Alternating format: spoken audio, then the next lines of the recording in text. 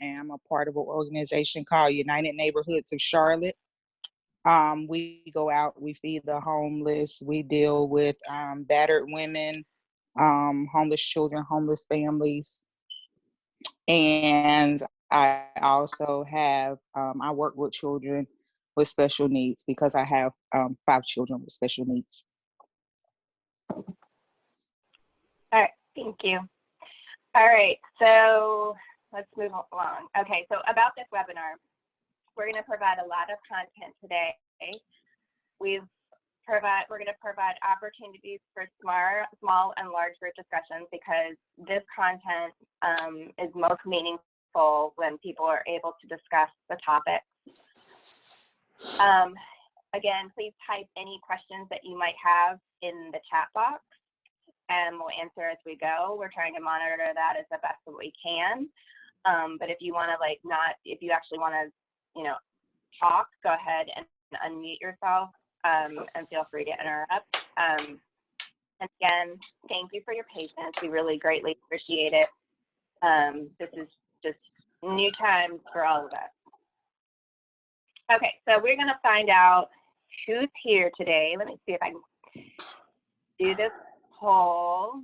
We're going to do a poll. So, can y'all see that? Yep.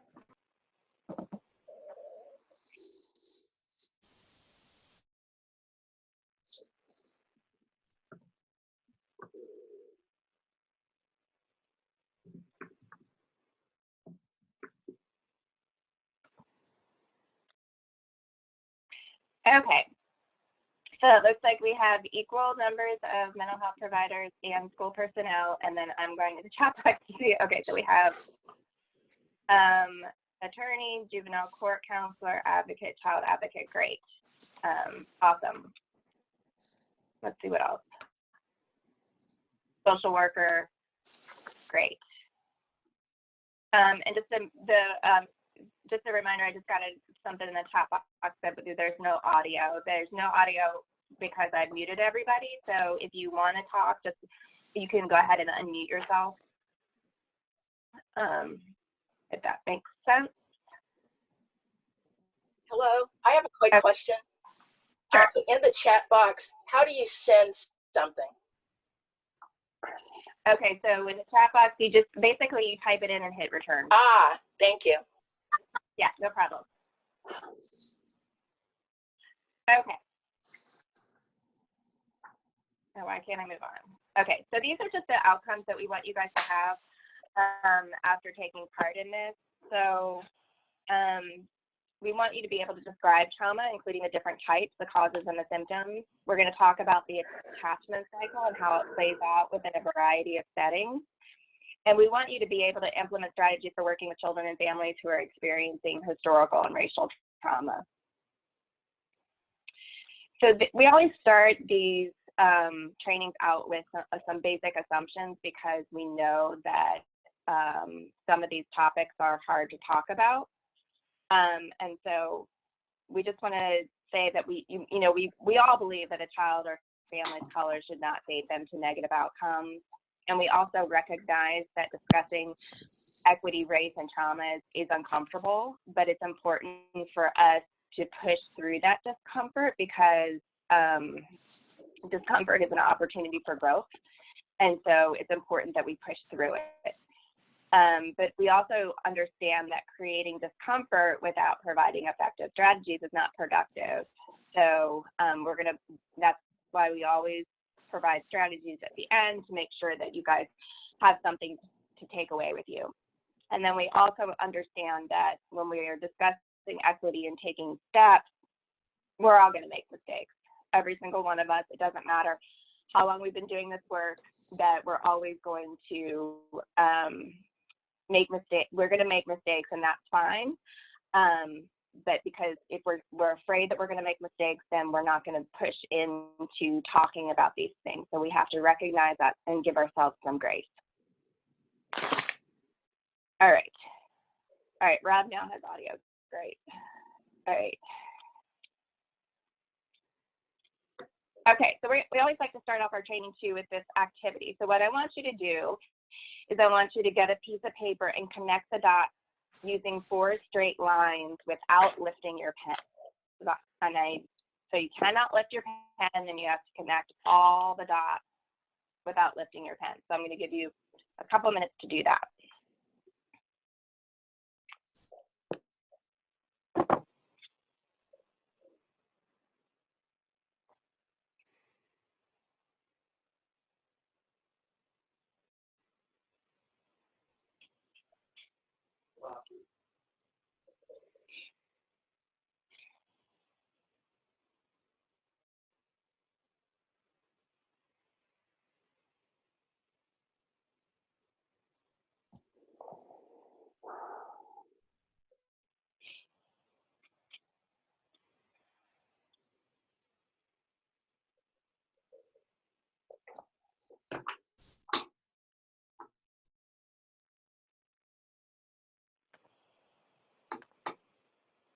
All right, so does anybody think they have the right answer? I'm starting a little poll.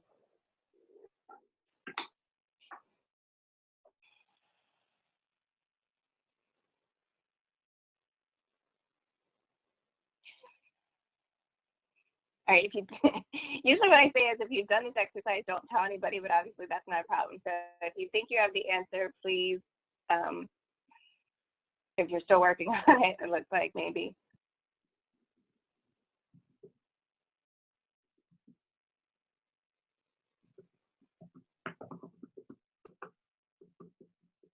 All right, does anybody have the answer?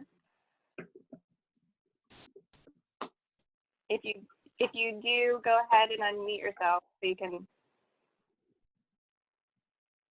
If you think you do, go ahead and unmute yourself. Rob, you can't do it. If you said in the chat that he already done it. So does anybody think they have the answer? Nobody? All right. Let me see. All right, so this is the answer. Did anybody have that?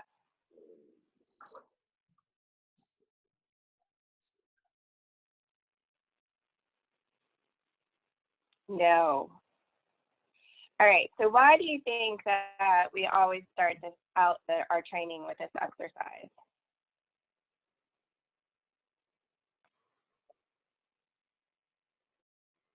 Thinking, yeah, thanks, Rob. Rob is cracking me up today. So Rob has already done this activity, so he already knows the point of it. So he says it's thinking outside the box. And it's incredibly important when we're talking about trauma that we're not focusing, when we're talking about disproportionate poverty, we're talking about disproportionate trauma, and we can't just focus on individual trauma. We also have to focus on historical and racial trauma when we're working with certain groups of people.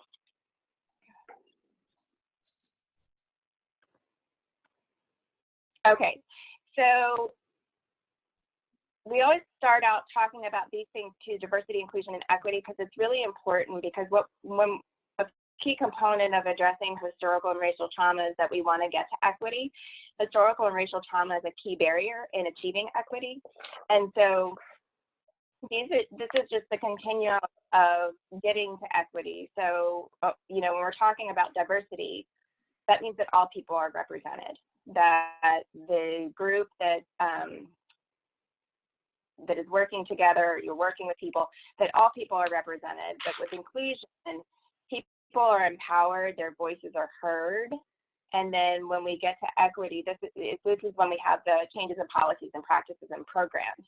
So we can't get to equity until we have diversity and inclusion. So it's really important that when we're talking about these things that we understand the difference between diversity, inclusion, and equity, because a lot of times these terms are used interchangeably, and they're not interchangeable at all. So,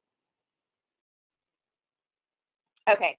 So to understand equity, we also have to understand privilege. And so privilege, according to Merriam-Webster Dictionary, I actually really like this definition, is a special right, advantage, or immunity granted or available only to a particular person or group of people. So when we have racial equity, this is when racial identity no longer predicts access to education or success in life, because we work to identify and eliminate policies and practices that privilege one group but oppress another. An important, okay, so sorry, let me finish this point and then I'll answer your question, Rob. So with racial, the importance of, talking about racial equity when we're talking about historical and racial trauma is that to get to racial equity, we have to address historical and racial trauma. So Rob is asking, is diversity opposite equity then? No, it's a continuum, so we can't get to equity until, thinking about diversity is that there's a place at the table for everyone. And then inclusion is when people have, they're empowered and their voices are heard, they're included in developing the solutions to the problem, because that's a huge issue too, is when you look at leadership within organizations, to make sure that the leadership looks like the population of our country, and that's oftentimes not what is happening. So when you're thinking about diversity, you have to have, people at the table, voices heard, to make changes to the policies and practices. Does that make sense, Rob? Okay, thanks, he says. All right. All right, I'm having trouble advancing my slides. All right, so let's talk about white advantage. And we have decided we're using advantage. Oftentimes we hear white privilege, but what we're really talking about is white advantage. And so I just want to throw this out. Usually we have a larger discussion about this. So what does this phrase mean to you? Feel free to unmute or share in the chat.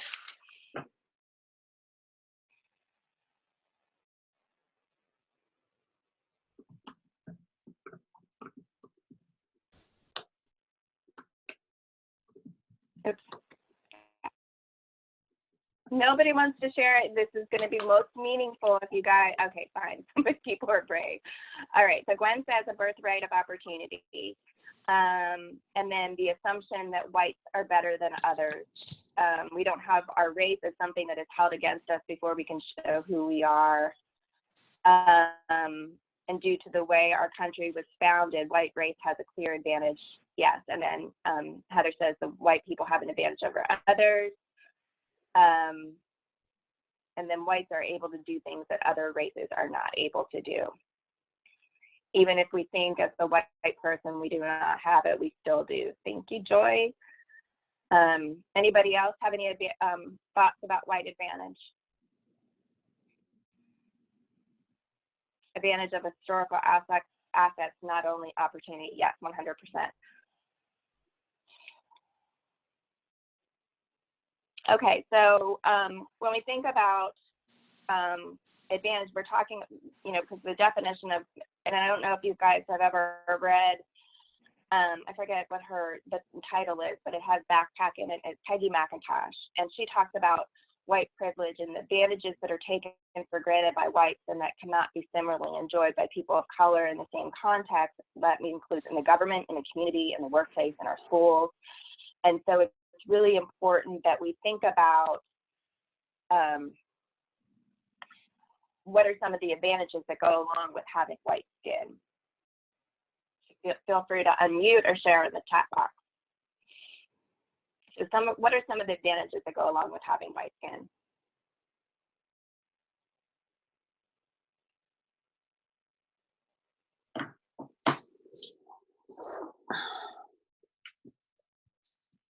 There are a lot of them.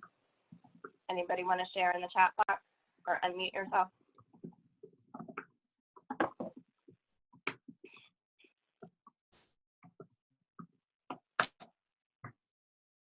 Hiring preferences, police interactions are safer. I've never thought about having advantage of my color. My husband is a big guy and can wear hoodies and no one is afraid of him. He's often asked to help. I think through the 60s, through today, we have worked hard to dispel a lot of them. I work not being looked at differently due to color, testing, yes, 100%. having an inherited perception of goodness and giving the benefit of the doubt. Yes, 100%. So I do, my business partner, long history of seeing others who look like me represented in places of power and success in the world. Yes, 100%. So, you know, my business partner is a Black woman, and we talk a lot about, she has a teenage son who's getting ready to graduate from high school. I have a sophomore in high school, and we talk a lot about the different experiences of raising white boys versus Black boys. And, you know, I've done a lot of workshops to listening to people talk about, going back to the hoodie one, is that, you know, that I was in one workshop, I was conducting one workshop, and this woman said that, you know, she educates her boys that they cannot wear their hoods out in public. And so it's just thinking about all the different layers of white advantage that go along with having white skin. And Rob says that there's a definite arrogance that still exists among white people. That's entirely true, and that's one of the main reasons that we have to do workshops like this. Okay. One more chat, and then I don't have to be afraid of the police. Yeah.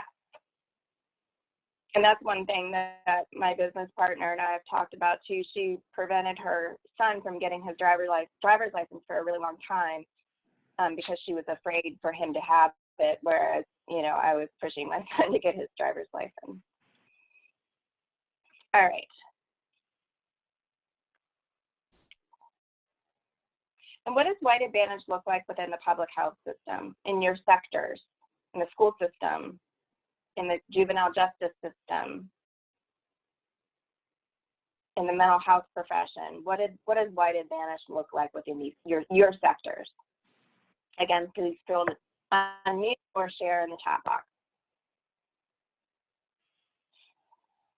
Discipline within, Amy, you're talking about within the school system, obviously.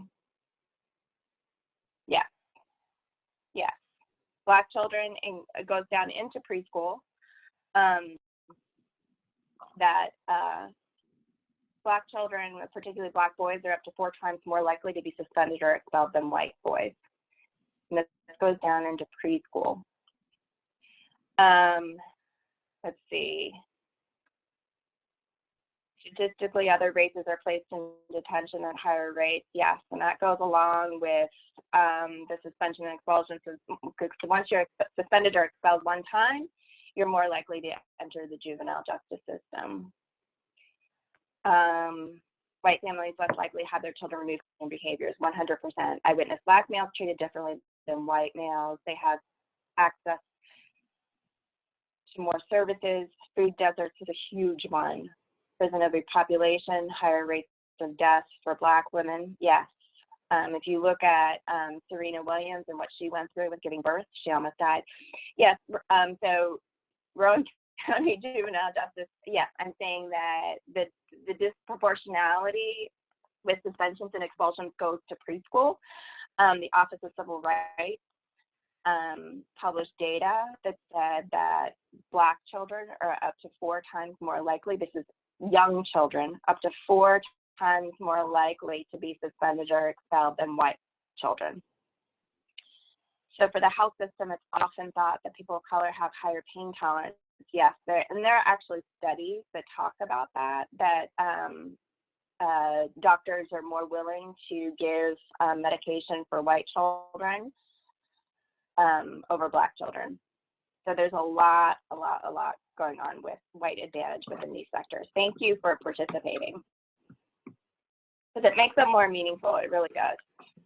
All right, so I don't think I can play that video, but have you guys ever seen that video before? It's, well, maybe I can. This is really sad, I was unaware. Yep, all right, so I'm gonna play this video. Hopefully it works. Some people are born into families where they have to walk miles just to get water. All I have to do is turn on a faucet. That's privilege.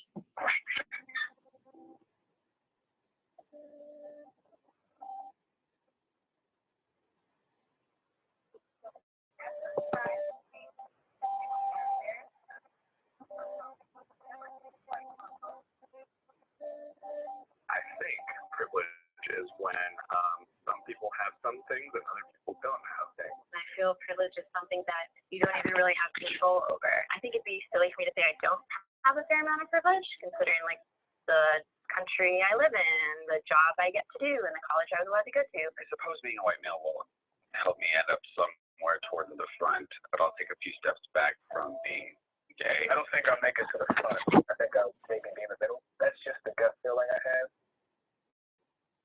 If your parents work nights and weekends to support your family, take one step back.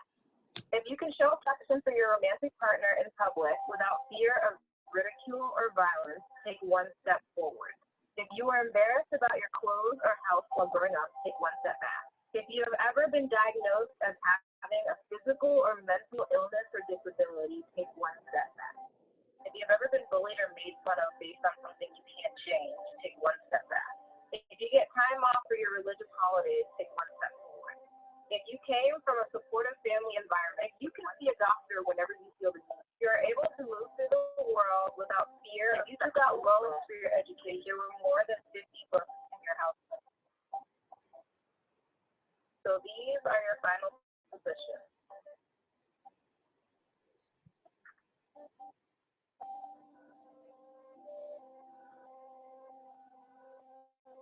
I think it felt kind of strange for everyone.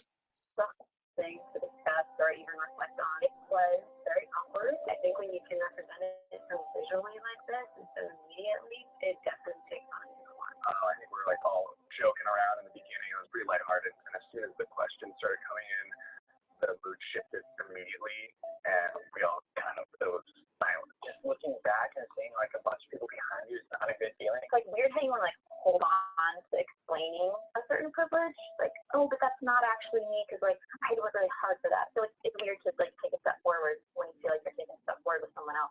Because we wear a lot of the baggage of like how it's super hard. It was like more emotional than I thought it would be. It reminded me of when they talk about slavery in high school, and you feel like angry for a few days, but then you just realize like this is how it is.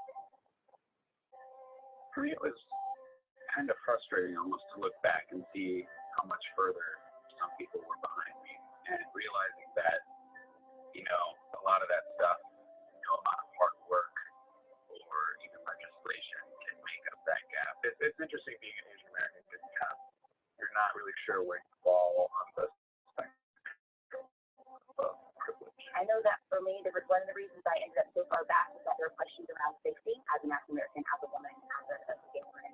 There are just so many different ways that I don't feel safe. I feel like I just learned to be grateful for what you have. You know, we're in such a weird society where it's always complaining about what you don't have. It just shows you that for some families, like each family, you're meant to do better. My grandparents did good. My parents did good. And better. I do think if you're not like aware of privilege, you should, but more complicated. Sorry about that ad at the end. Okay, so what thoughts, feelings, emotions did this video bring about for you?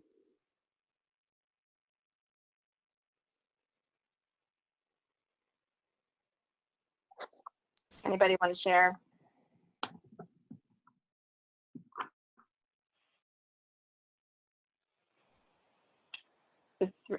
Yeah, I got right. Yeah, teary eyes. Yeah, it's hard. Some of these really bring about a lot of a difficult emotion. Yeah, you can do this. Yeah, sometimes I do this color line exercise and trainings that I do. And 100%, all of us have trauma no matter the color of our skin or orientation. Confirm that Black women have it the worst. Absolutely. I will share the link for that video. I can send that to Gwen and she can share it with you.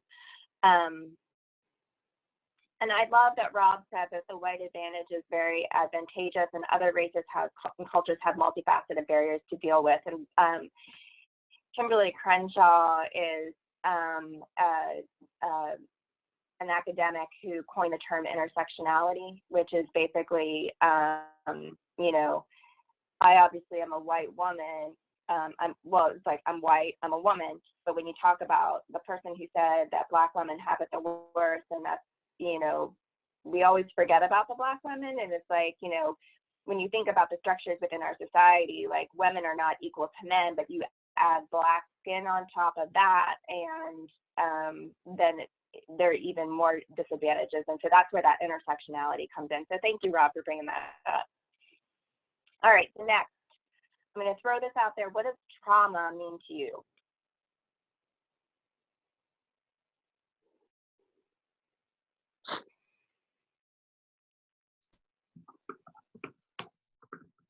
When you hear the word trauma, what does it mean to you? Pain, an unexpected event that has a negative impact. Yep. Violation, hurt, powerless. Yes. Triggers, any significant event that overwhelms, harm, negative event that changes your scope moving forward, absent therapy, some experiences we went through that disrupted our sense of safety and control, something that affects people in an ongoing manner. Yep. Unhealed trauma, something negative that has happened and changes the normal. Yeah. So thank you for sharing all of this. So when we're talking about childhood trauma, these are the events that cause a child's harm or pose a threat to the child's emotional and or physical well-being and induce fear, terror, and helplessness. So a lot of the things that you guys were talking about. So examples include physical abuse, sexual abuse, neglect, untreated parent mental illness, addiction, community violence, domestic violence, and poverty, which we often leave out, but poverty is trauma in and of itself. So these are just some quick facts about childhood trauma. And so going back to the point about somebody who said everybody experiences trauma, and that's really, really true. So up to 70% of children experience some type of trauma. And trauma is linked to long-term negative outcomes, including later mental illness, drug abuse, obesity, health problems, incarceration, and low academic achievement. So, and this is another important fact, that over 25% of all confirmed cases of child abuse and neglect involve children under 3 years of age. And so, you know, when you're thinking about what are some of the behaviors that go along with young children birth to 3, you're talking about crying, temper tantrums, power struggles, all of those things can lead to child abuse and neglect. So I think that's why that statistic is so high. What we really want to talk about today is complex trauma. And so complex trauma begins early. So when you're looking back at that statistic of 25% of children. So it begins early, it's severe and pervasive, and it takes different forms. It's just not just abuse, but it's also neglect and the domestic violence all combined together. And it always involves harm from a primary caregiver. And complex trauma is particularly harmful to children's long-term outcomes. So I wanted to talk about toxic stress because I think it's a really important way to understand the continuum of trauma, because when you look at that 70% of children experience some type of trauma, that includes any kind of trauma. So this continuum of toxic stress, I think, is a better way to represent that 70% of trauma. So you know, you hear the term trauma and adverse childhood experiences and toxic stress are often used interchangeably, and they are related, but they're also distinct. So when we're talking about toxic stress, there's positive stress, which is a normal stress response, and it's absolutely essential for growth and development. And with this, it involves brief increases in heart rate and cortisol. So for example, like a child touches a hot stove or runs into the street and there's a car, there's a barking dog. Those are important for growth and development, because then, you know, if a child touches a hot stove, they're not going to touch the hot stove again. So then we move into tolerable stress, and this is more severe, frequent, or sustained. And so cortisol is released for sustained periods of time, because cortisol is the chemical in our brain that is released when we Yeah, so Rob says that so positive stress is like cause and effect. Yeah, and I think that's a good way to look at it, because you know, if a child touches a hot stove, they're not going to touch a hot stove again. If a child runs in the street, they're less likely to run in the street, you know. So those kinds of things. So with the tolerable stress, it's the cortisol is released for a sustained period of time. But the important thing is there's always a supportive adult that is helping the child through the stressful experience. And then the cortisol levels just decrease after the stressor is gone. So an example would be a divorce, a death in the family, a move to another city. But the important thing about tolerable stress is the presence of a supportive adult. Then with toxic stress, this is the most severe. It's a prolonged activation of cortisol, increased heart rate. Children are in constant state of fight, flight, or freeze, which we're going to talk about. And then there's an absence of a supportive adult or other protective factors. So there's no adult helping the child through these stressful experiences. So there's extreme poverty, repeated abuse, or severe maternal depression.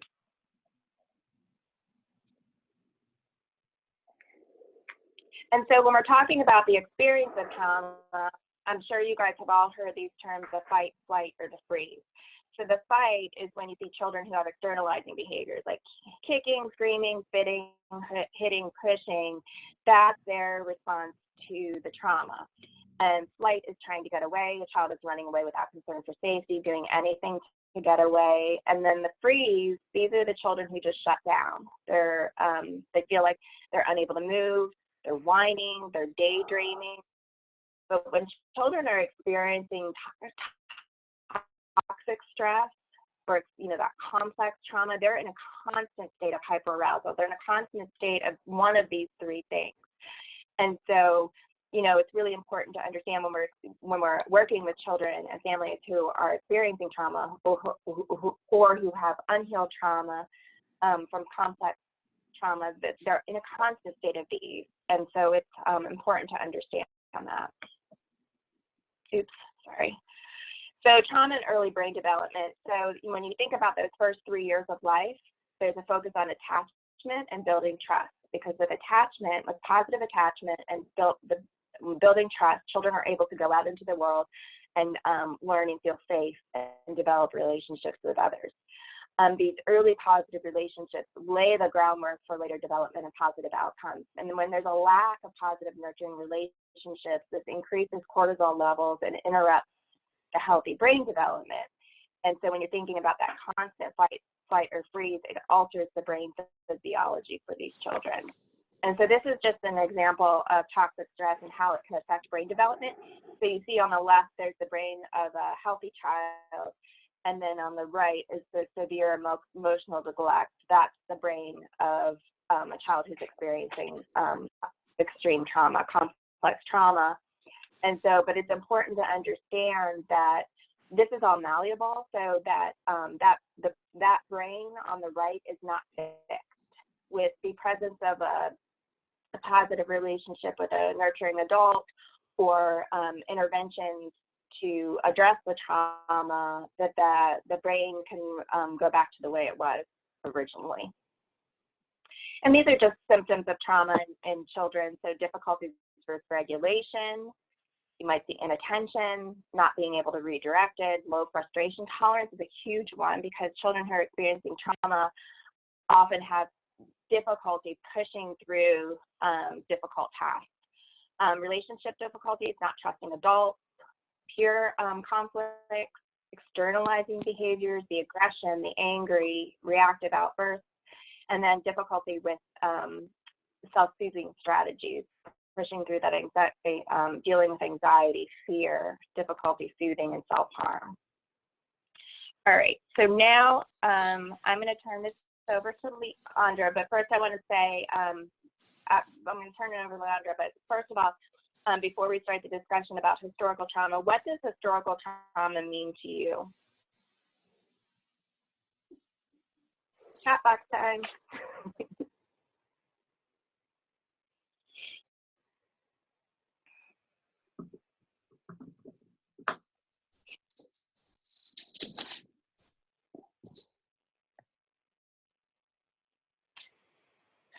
Repeating the past.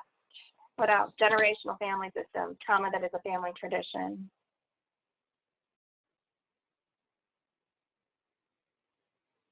What examples of historical trauma do you know about?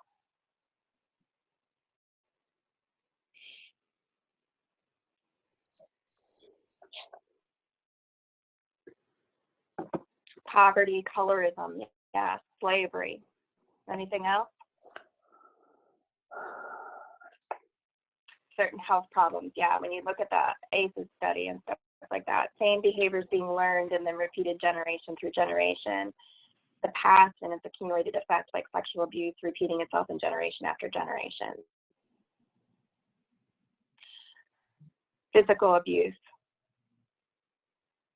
violence, ACEs, yes. All right, so I've been corrected. I'm now going to turn it over to Justin. Because I thought it was Leandra, but Justin is saying it's him. So I am going to mute myself. Oh, sorry, one more chat and then we'll move on.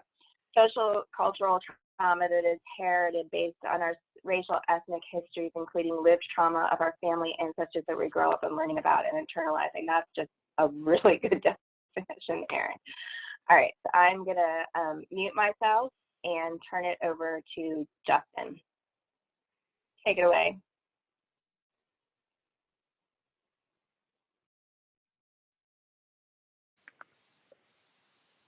All right, is everybody able to hear me okay?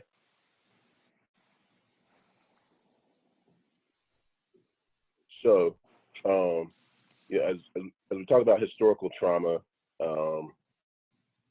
you know, one of the things we're looking at, there's a social worker, Yellow Horse Braveheart, that talks about kind of the disproportional trauma that has its roots deep within our history that impacts entire communities. I think one of the points that Jen made earlier was that I think often when we think of trauma, we think about something that happens individually between parents and kids, caregivers, those kinds of things. But I think it's also important for those of us in these spaces to recognize kind of the systemic aspect as well. And so lots of times we're talking not just about something that happened to a person, but also something that's happened to an entire community. You know, going further, we're looking at kind of what are the psychological and emotional consequences that have happened as a result of this event. And so what are those things that then get passed down from one generation to the next generation? And, you know, one of the things we're going to talk about here is the varying levels of things that have taken place throughout our history. Obviously, we'll talk about the indigenous genocide, but even when we look at things currently in terms of things like segregation and displacement, you know, things that, again, sound just like generic terms, but are things that have happened through violence, physical as well as economic. We're looking at, again, the impact that has from a psychological standpoint, but also cultural dispossession. What does it mean to basically have your culture not honored and even taken away from you at times? I was going to go to the next slide, Jen.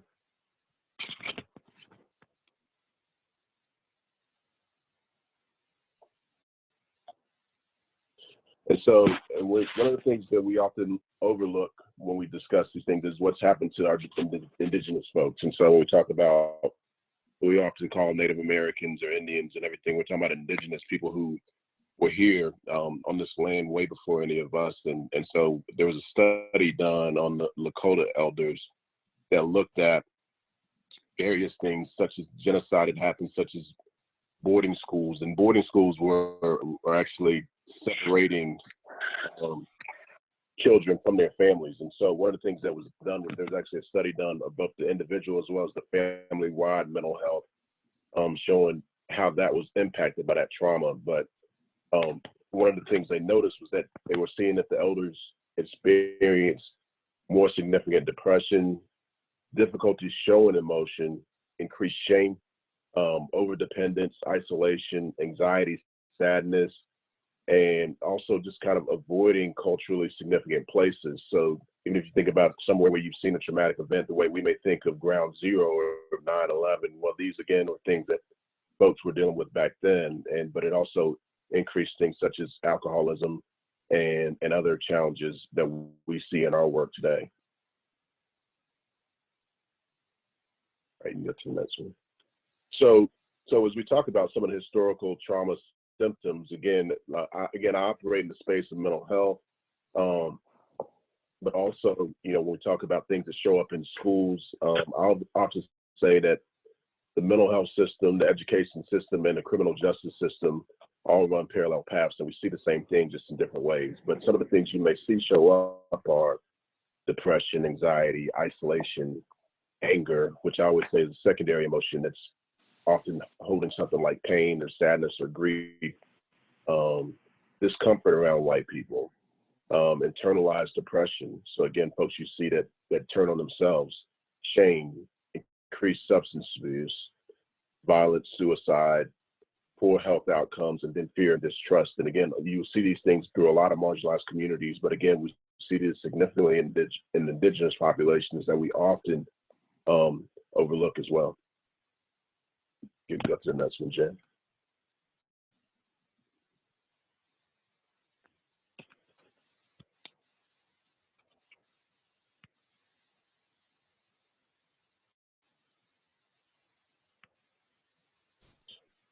So sorry if it's slowly coming through mine. So one of the things we look at again is when you're looking at kind of historical trauma narratives, that what you're seeing is there's kind of a combination of things that are happening. There's these recurrent mass traumas that are happening. So again, it's not that this just happens one time. These are things that are happening on a repeated basis. But in response, there's also structural inequality. So again, there's a cumulative effect. But then you also will see kind of dominant cultural narratives. So again, even the way it's told, we use words like settling, bringing civilization versus creating trauma. And then there are public symbols that remind us of this trauma. I often talk about the realities of the way the Civil War tends to be represented and how for a lot of us that are African American, those monuments represent some of the greatest terror for us, but at the same time, they're things that have been kind of lifted up in a celebratory way, in a way that you would not see in terms of other terrors that have happened to folks, such as, you would not.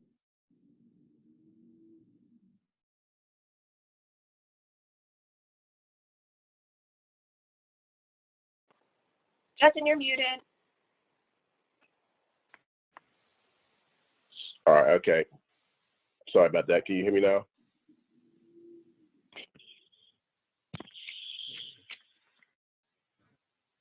Can you hear me now, Jen? Yeah. Okay. So I think I got kicked off and kicked back on. Sorry about that. What's the last thing you heard me say?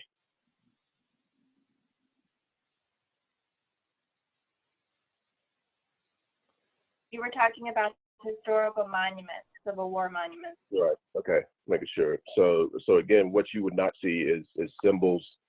Like when we think of 9/11, we celebrate those who survived it. That's what our monuments are. Our monuments are not about people who carried out the pain.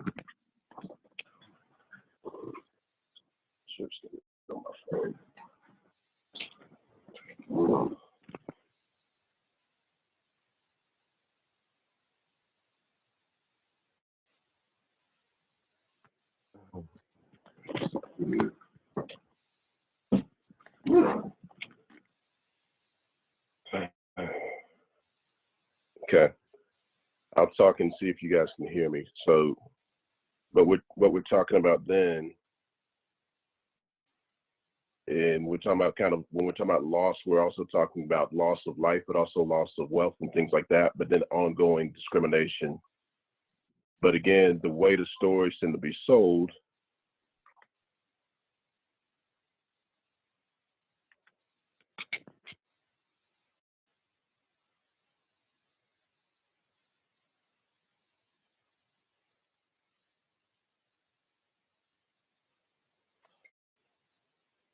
Justin, we can't hear you. Oh, internet kicked him off. Are you back on?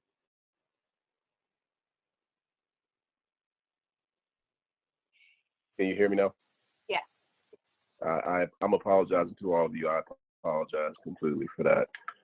So what I was essentially saying was that, again, what happens is you have these reminders, but also the way it tends to be sold is very different. It's not in a way that empowers those who've been harmed. And we're also looking at, again, this is something that tends to be repeated over time, and we're all left to deal with the remnants of it. So I'll let you kind of keep going to the next one, Jen.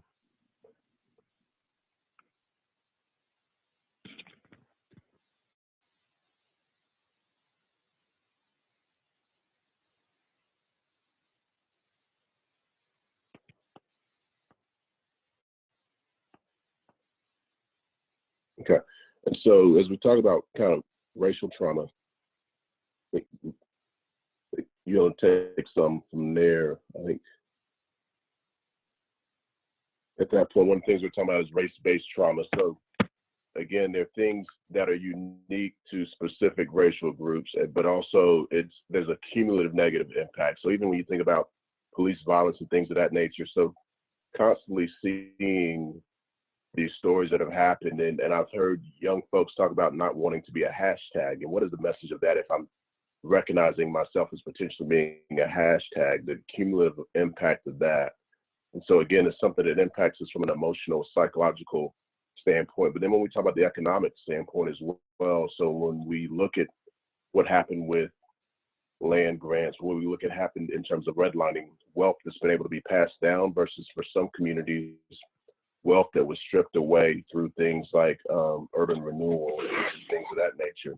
But then just the day-to-day internalized racism that a lot of folks of color experience on a day-to-day basis can have a cumulative impact on the psyches of folks. All right, we'll get to the next.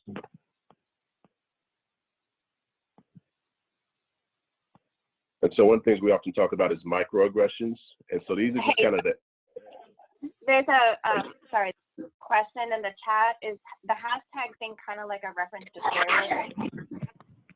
Oh, great. So the hashtag is actually reference to when there's been unjust killings of Black folks by police, that very often one of the ways that people kept track of what was going on was they would have a hashtag of somebody's name, the person who died, whether it was a Sandra Bland or whether it was a Glendo Castile or something like that. But even if you just think about the fact, again, how that's something that becomes normalized, which is that I could die unjustly at the hands of folks who are designed to protect me by the way we describe things.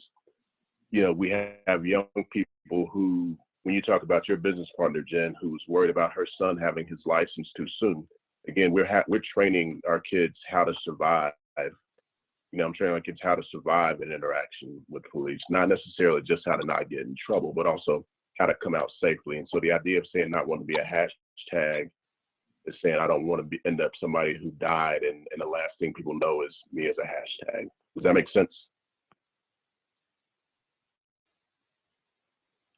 Rob says yes. Okay, great question.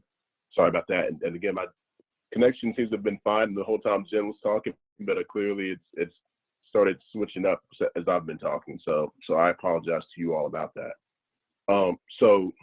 Microaggressions. So microaggressions are kind of just the daily kind of verbal or nonverbal, slights, insults. Some may come off intentional, but some may even be unintentional. But there are things that kind of let folks know that I feel like I don't belong. And there are things that may happen based on race, ethnicity, sexual orientation, gender, religion. Some examples on here say like, wow, you're really articulate, or where are you really from? Someone said, I'm American. Well, where are you really from though? And then this one says, well, you're a much better driver than I expected. I know when I went to Chapel Hill for college, very often I would have folks, they would ask me, so what do you play, basketball or football? And I'd like, you mean for fun on the intramural team? But like that what was being communicated was almost like, well, I wouldn't expect you to be here if you hadn't gotten in here through sports, right? And so what we're looking at with microaggressions is there's these constant reminders that somehow this person is out of place, who doesn't truly belong. That again, sometimes may be intentional, but sometimes may be unintentional as well. So question for you all, what are some examples of microaggressions that you all can think of?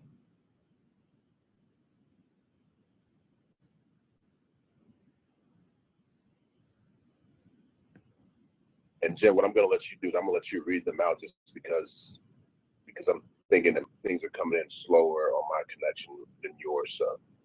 Yep. White men can't jump. Yeah. Hey, I would say I would hope that would be that's the harsh one to deal with right there, right?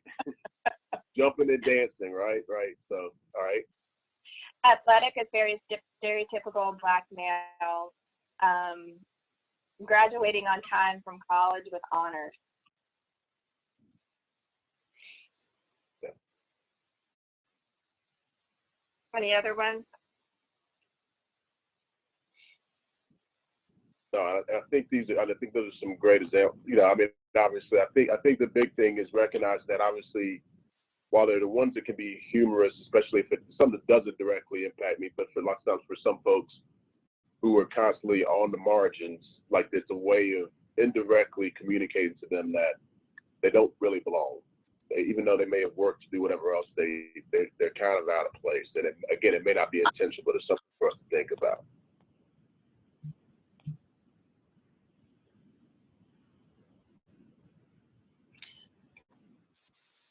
All right, so sorry, there's something in the chat. Hold on. Okay, so graduating from HBCU is viewed as having an inferior degree.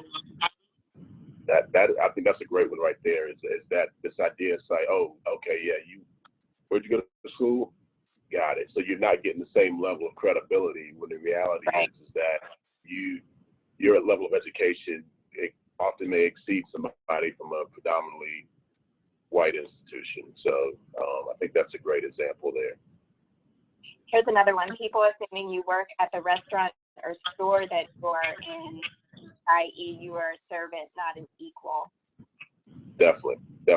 So again, there's a constant message about where we fit in a hierarchy, right? That's the whole thing, is there's a pecking order that's been established, and microaggressions communicate to us that you fall within a category that is below someone else. Typically, we're talking about you as a non-white person fall below someone else. You as a woman fall below someone else. And then with our youth in criminal justice, we inadvertently look for prior history really quickly. Definitely. And there's a definite difference in who's given a benefit of the doubt, and who do we expect to fit within certain categories. There's certain folks who we see as future pillars of society, and certain folks who we see as somebody who we're going to lock up eventually. And again, they may carry out the exact same behaviors, but we may look at them through different lenses based on where we fit demographically. And then one more is the assumption that scholarships are means-based rather than academic. Definitely. I think that's a great one. That's a great one. So again, because even if we think about, for us, there's a level of expectation of, okay, well, you're here because there was almost like a level of pity or charity or whatever else. And I won't go too deep into it, but one of the things I've even talked about was research around affirmative action. And with that, one of the things we found is that there are more people who gain benefit from legacy admissions than actually from race-based or filling a number that way. But at the same time, there's a message again of who do we think belongs versus who doesn't really belong as much, that maybe we're kind of halfway letting you in, quote unquote, letting you in. Okay, Justin, there are two more, and one is admiring how strong you are for a woman. Yeah, great. That's a great example, right? So again, there's an expectation of inferiority. You know, as a woman, well, we don't expect you to be able to do these kinds of things, so you're getting that qualifier. You're not getting qualified. You're not getting recognized for your strength. It's for a woman. Right? And then the last one is a person that graduated from an online school due to being less of a person that attended on campus at a university. Definitely. No, and I think, and these are interesting things, right? So again, what's interesting to watch is as the hierarchy grows, those of us who, when you find yourself in Justin, you're muted.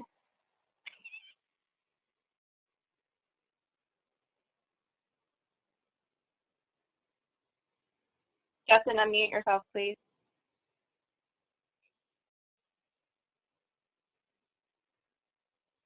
I'm wondering if he got kicked off again.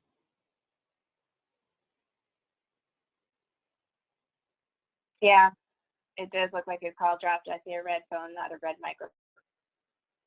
microphone. Okay. You're unmute yourself.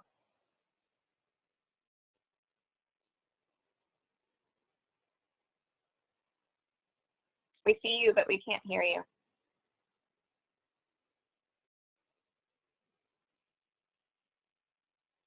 Sorry for the technology, folks.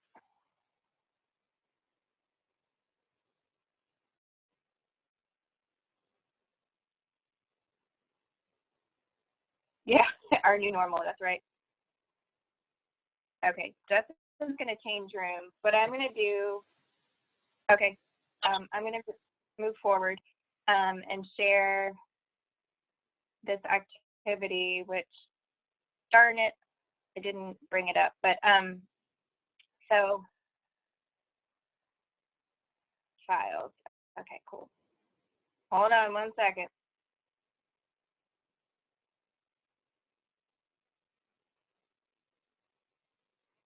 Can you all see my screen? So anyway, this microaggression activity, hold on. I don't want to do this.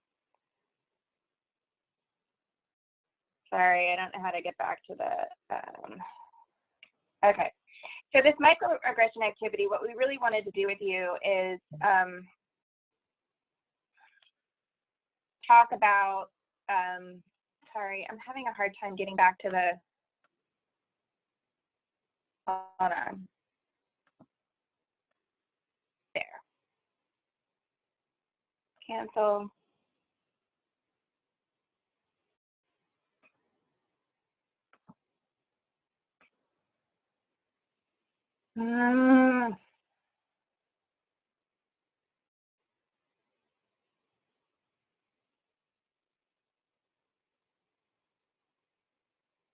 Sorry, I can't get back to my PowerPoint. So anyway, with this microaggression activity, what we really wanted to do was, there we go, get you guys to think about, so when you're thinking about the phrase like you throw like a girl, what that has, sometimes we think it's really not, it's kind of like just innocuous, but what message does that send to a girl when we say you throw like a girl?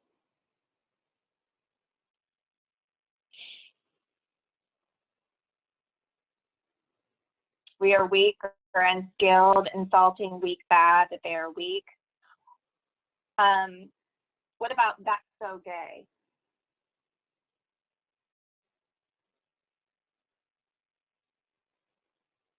When we say that's so gay to somebody,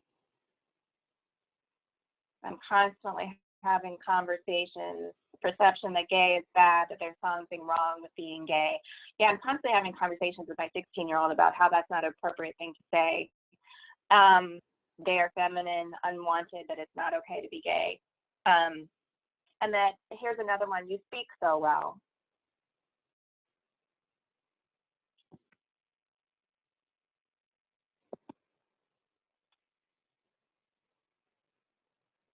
or is that polished in communication? You know, in some other trainings that we do, there, one of the microaggressions is you're a credit to your race. And it's really interesting, normally said to people of color, like they shouldn't be able to speak well, absolutely. But the phrase, you're a credit to your race, we have found that that is more a generational thing that was used a generation ago and not as much now. So okay, that could be just a compliment, but it insinuates that it can't communicate well. I struggle with some of these. How do you struggle with it, Rob?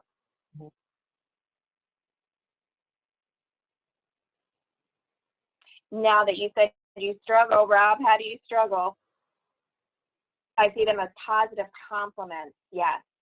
But do you understand how they can be taken? And I think that, you know, as males don't struggle as much with this, don't have a hard time understanding this more than other people, like women, especially Black women, Black men. So, but you understand how they're not positive compliments, right? That they can be taken in a way that is harmful to other people. All right, so Justin is back. Can you hear me? Yes.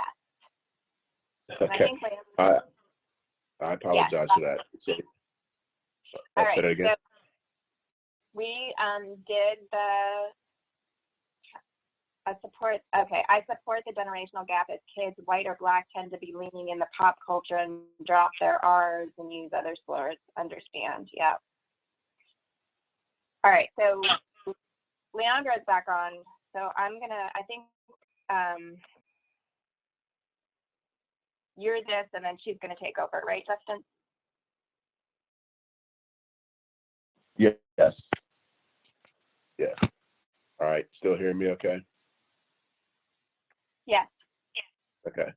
Talking about my own trauma right there, right? So, yeah. So I think, you know, one of the things we were talking about is what did the microaggressions communicate? And so I think, you know, Rob's point was that, and I think one of the things we also talked about early on was that while sometimes these things are intentional of letting somebody know that they don't really fit, sometimes they're unintentional, right? And it may be something I may be saying as a compliment, but at the same time, lots of times for folks who fall within, again, marginalized, even if we think about what that word means, communities, there's this often push to prove that you're worthy, right? And so that's, I think that's the layer that makes it something that's different. And so, you know, one thing that we're talking about there is it says the hidden messages may invalidate the group identity. You know, the meaning on a personal or group level, but also can threaten and intimidate. So even if we look at things that go on around citizenship and things of those natures, and one of the things that people don't realize is citizenship, even in itself, is something that literally the initial law around citizenship talked about a white citizen of good standing. And so the concept of whiteness has always been in citizenship, but again, lots of times there's this place of communicating to somebody how they belong, whether they don't belong, even that question, but where are you really from? Again, I may just be being curious because I'm worried about somebody's roots, but at the same time, that's not something that if I ask the white person, for the most part, they're not worried, are you trying to figure out my status or what is that going to mean? Where is it made for somebody else? But again, it reinforces ideals of superiority and inferiority. Again, there's a hierarchy. I'm either on the top of it or I'm trying to work my way up it. And again, we've talked about it again, is the whole concept of majority, minority, even those terms in itself is a saying of who fits versus who doesn't. All right. And so the things that, again, that's important for us to all know is that lots of times, again, these may come from us. It may come from folks being well-intentioned who may be unaware of some of the biases. So again, even when we talk about who is an American, most of the time we have an idea of who fits that. Even when we talk about veterans, you know, when someone's saying something about disrespecting veterans, very often what we're seeing is we're talking about a white veteran, but there's like whiteness is unspoken. It's just accepted as the default. And so, you know, sometimes our own worldviews of inclusion and exclusion, you know, can be reflected in this. But also it's recognized that none of us are immune from it. We all kind of have our own biases, and that it's all socialized in us through all of the isms, the racism, the classism, the sexism, the ageism, across the board. All of us can fall into the traps of these things and have to be aware of it. We can go to the next one.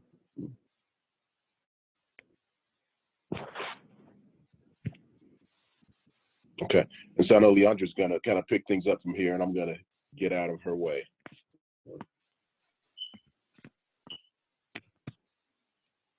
Can y'all hear me? Yeah, we can hear you. Okay, so what we're going to talk about next are the effects of racial trauma on the daily lives of children and families. And a lot of times this affects Black and brown families a lot more than it do other families. So it says, can create several emotional pain and distress that overwhelm a person's and community's ability to cope, creating feelings of powerlessness. And me working in the community, I see that all the time with children that have to worry about if they're going to come home and the lights are on, if there's going to be food, if their parents are going to be there, and what's going to happen throughout the night.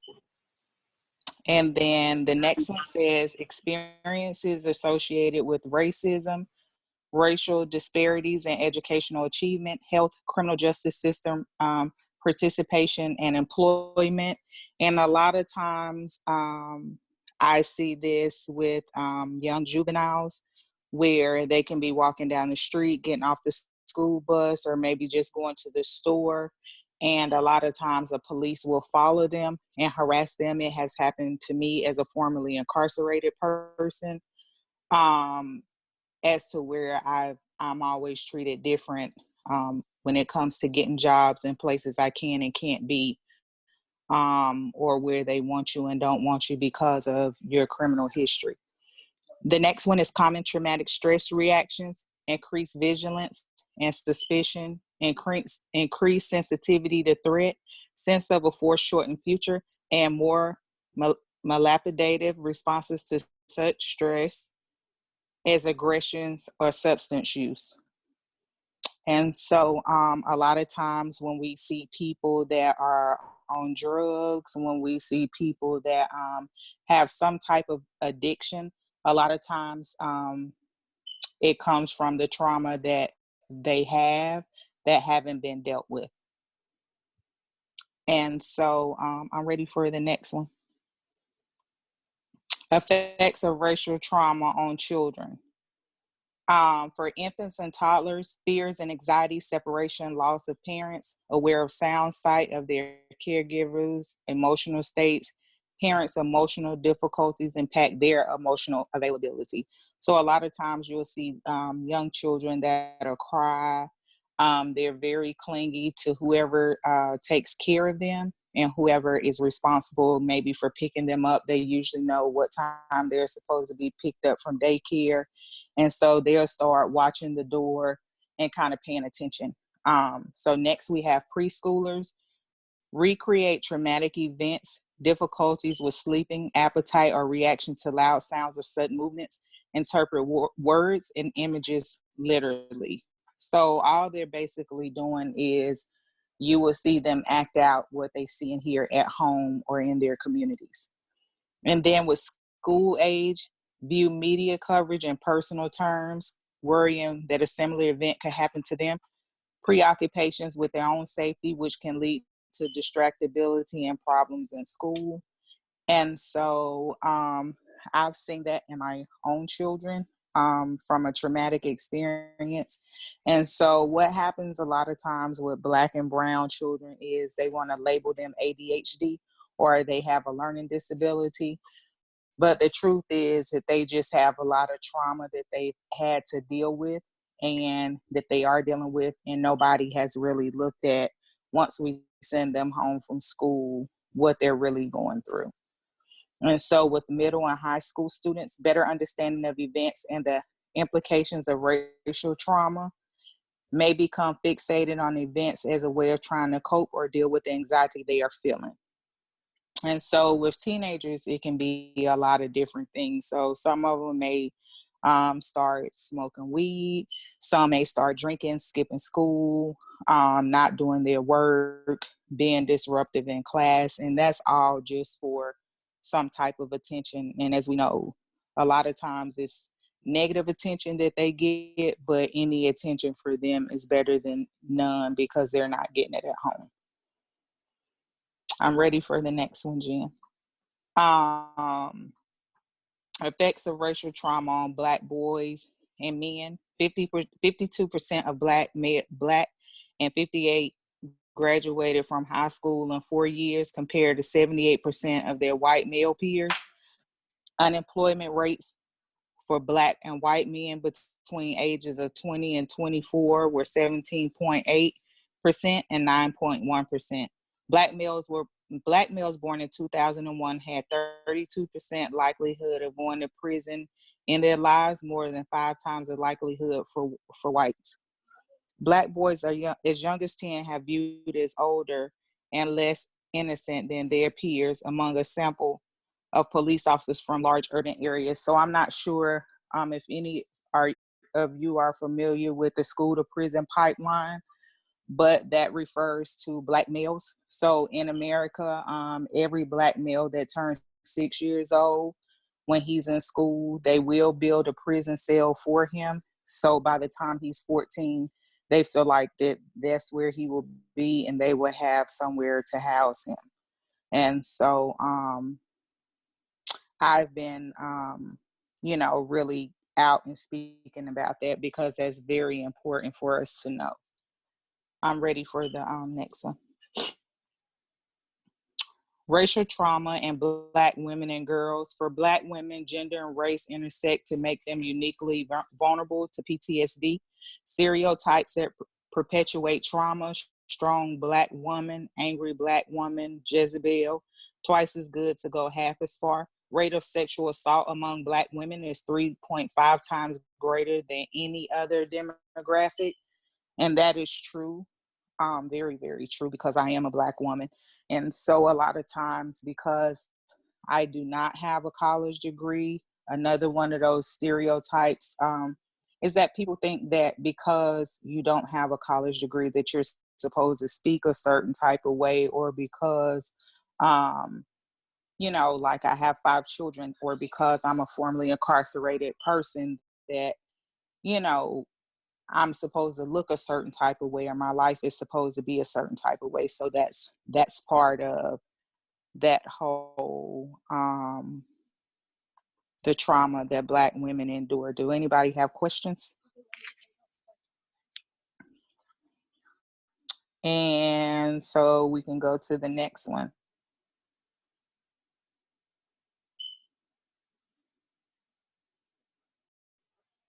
What does a twice statement mean? So twice is good to go half as far. And that's just saying that even though, we're already a second class citizens because we're women, being a Black woman, that's like saying, well, you're half as good as this white woman. Even if she's 50%, then you're only 25% as good. And so you will only go that far in whatever it is that you're doing. And then the last statement is, not everything that can be faced can be changed, but nothing can be changed until it is faced. And so that just speaks for itself. You can't make changes until you face the truth and the realities of walking in someone else's shoes, and knowing that just because your life is a certain way, it doesn't mean that their life is going to be that way. And just because their destination is different than yours, it does not mean that you guys do not share the same traumas or have been through the same things. Your outcomes were just different, more than likely because of your race. So next is the gallery walk. Okay, thanks, Leandra. So for this activity, I hope everybody got, oh, sorry, there's a chat. Hold on. I'm very familiar with the angry Black woman stereotype. I find white people, to generalize, always get anxious when I speak definitively about something. Do you want to address that, Leandra? That's true. And so a lot of the times, me having these open conversations, one of the things that I've had a lot of white women tell me that makes them very uncomfortable is talking about the white woman savior complex. And that's just a complex of feeling like you're coming in to save these poor Black people or these poor homeless people. And when in reality, I always tell people, these people don't need you to feel sorry for them because they're poor or because of their situation. They need a hand up and not a handout. And so I understand clearly, when you say that, where you coming from. I deal with that a lot also. Okay, thank you. Great point, Leandra. All right, so this gallery walk. So I'm hoping that everybody got the document, this document right here. Does everybody have it?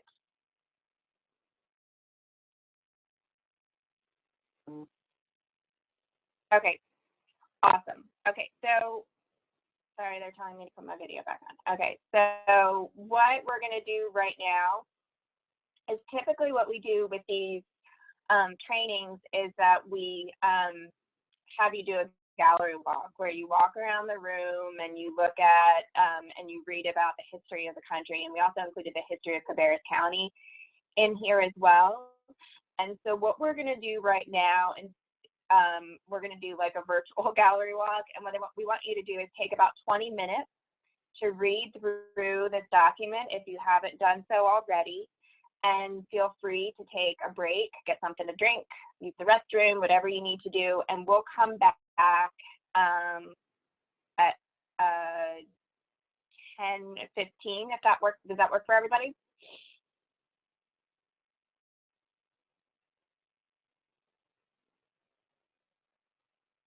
Okay, awesome. And so we'll see you here back at 10:15, and we'll have a larger discussion about the history that you've read about, okay?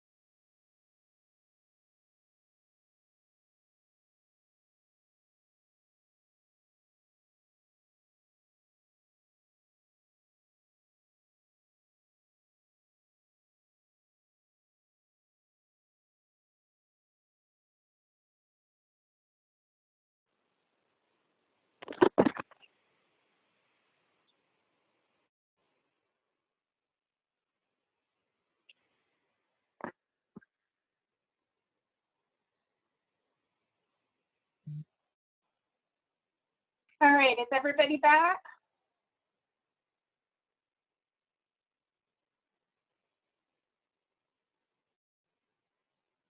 I see Leandra. All right, great. Perfect. All right, so we're gonna just have a little bit of a discussion now and spend some time talking about what you guys learned and read. And again, just either put it in the chat or feel free to unmute yourself if you have a larger comment to make. So just reading through this, what stood out to you?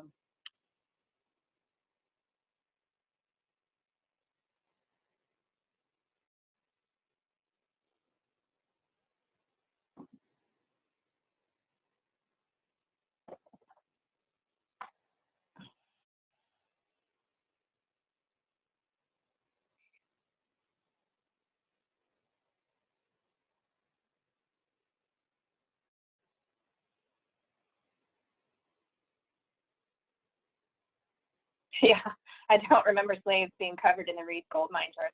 That was, you know, when I was researching Cabarrus County history for this document, at least two of my sons went to Reed gold mine for field trips. So I know they didn't learn about that. It's a great history pack to teach our children during this homeschooling time. Anything else that stood out to you?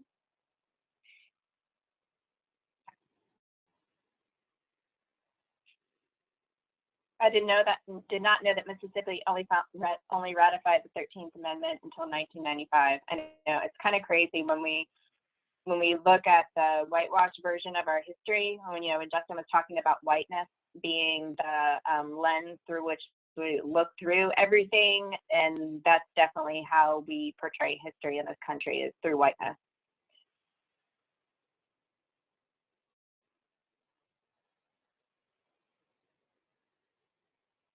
Is the monument still there in Concord? I don't know. Is it still there in Concord? I'm assuming. I think there was, when I was researching that, I think that there has been movement to take it down, but I think that it's still there. All right, so how does learning about historical trauma affect the way you think about race, identity, and culture?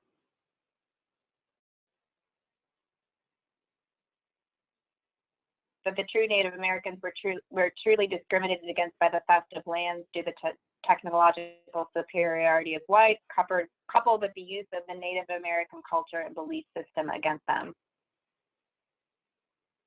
And Leandra and Justin, feel free to jump in if you have something to say.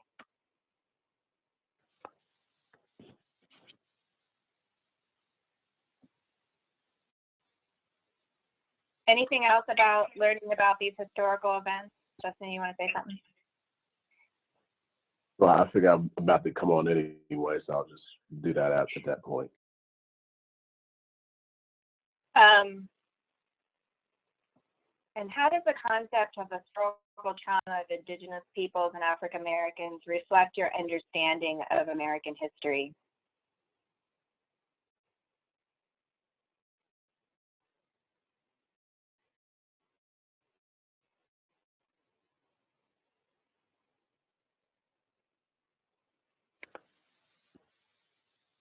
In the military, we still use the term Indian Territory to designate an unsafe area. Well, I think there's a lot of value in that. Like, so even when we talk about who gets to tell a story, right? And again, how we define folks, we define the Europeans as the settlers, right? But we define the indigenous people as the savages.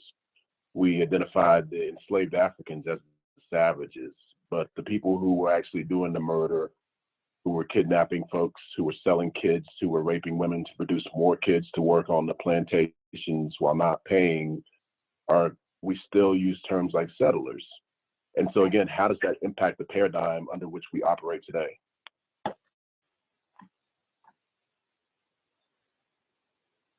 Who's safe versus who's unsafe? Yeah, exactly. Anything else about the concept of historical trauma and how that reflects your understanding of American history?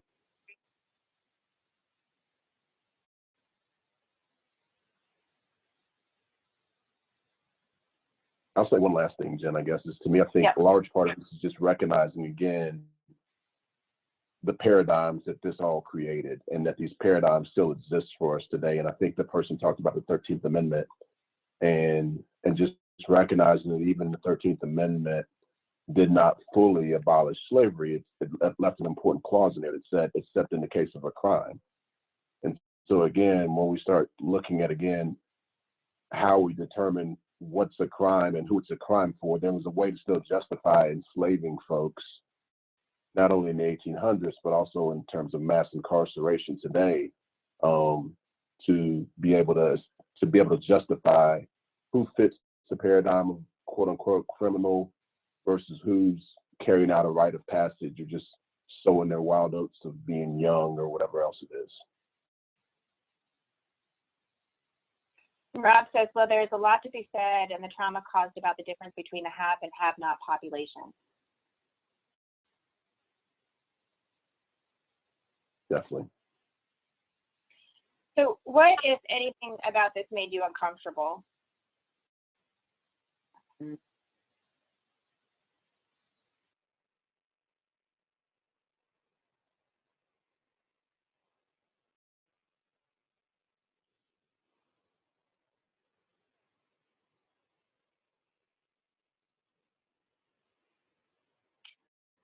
The lack of knowledge we are truly taught about history,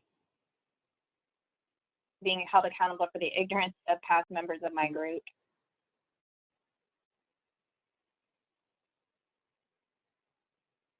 And I think that, you know, when we're talking, you know, Justin talked about whiteness and how that permeates our lens and how we view history is incredibly important. And, you know, it's either implicitly or explicitly intentional in how we educate in ourselves.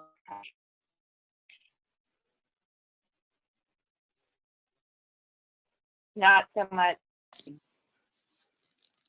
Well, I think too, when it says being held accountable for the ignorance of past members of my group, that still exists in Black and brown communities today, because we relate what you read to now, how, you know, it's called Black on Black crime, or how if one Black person says or does something, then it's related to all Black people. So I just think that happens across the board, not just past, but it's present too. Right. How has this activity challenged you?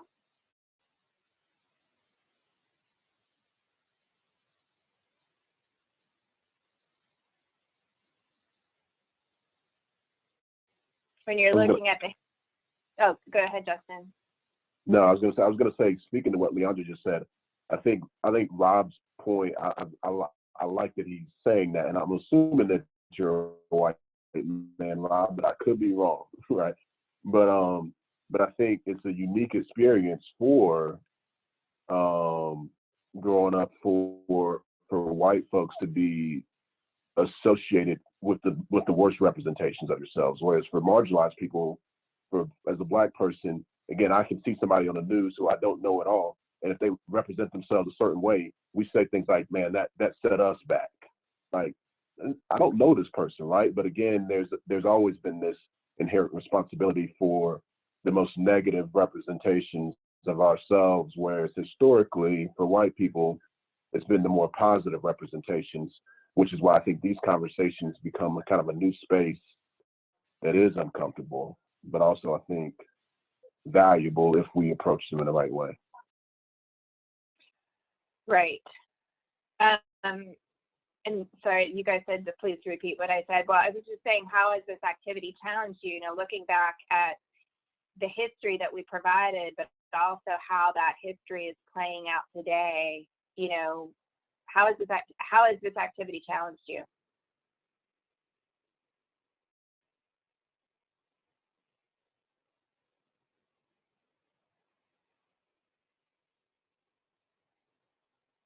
Important to learn from the past.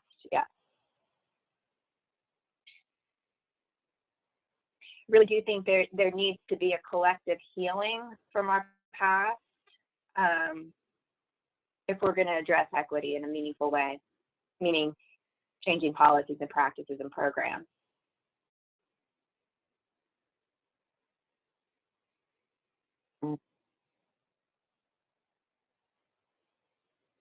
Anybody else have any thoughts about this activity? Ram says he's still frustrated that I'm viewed this way. I am frustrated dealing with my own group and the misconceptions they continue to perpetuate. So you're frustrated with white people? Is that what you're talking about?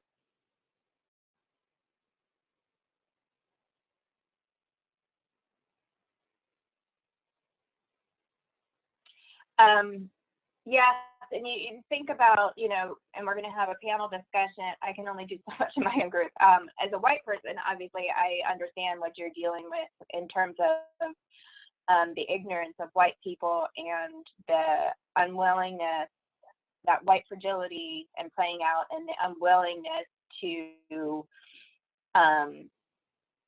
look at our past in the way that it actually played out instead of how we white people want it to play out. And I understand where you're coming from. And so I think that's why these discussions are so important, because we have to, like Gwen was saying, you have to learn from the past. You have to learn the true history of our country before we can move on to address equity. Just because we can do something doesn't mean we should do it before looking at how my actions could negatively affect someone else. You want to talk about that a little bit more, Victor?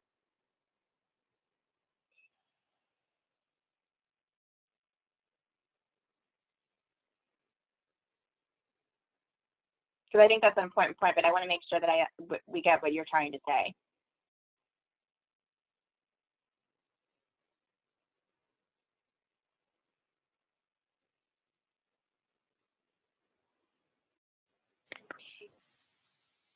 Justin, you want to go? No, I was saying, yeah, he said Europeans took the lands because they could. Mm-hmm. And so I think, and the point I think tied into where he said might is right, and so without any empathy towards the natives or indigenous folks. So, which I think the reason why I think, and I think the thing as we talk about, we'll talk about how it's not just the past but the present. But again, even if we look the way we approach real estate now, like that same paradigm exists in terms of when we use things like gentrification, displacement. Very often we see certain people who inhabit certain areas as roadblocks to my prosperity, right? And so the community, the neighborhood is an investment, but the people who are there sometimes often just become human shrapnel as we tear communities apart in order to try to amass our own wealth. And that's a paradigm that preceded us, but that still goes on. Right. All right, does anybody else have any questions or comments before we move on? Same example situation in South Africa during apartheid. Mm-hmm.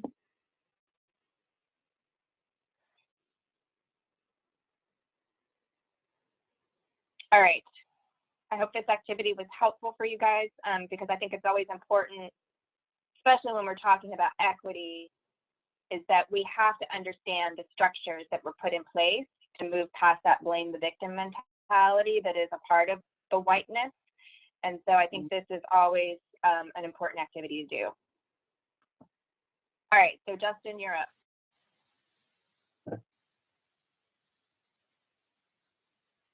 You can take me to the next slide.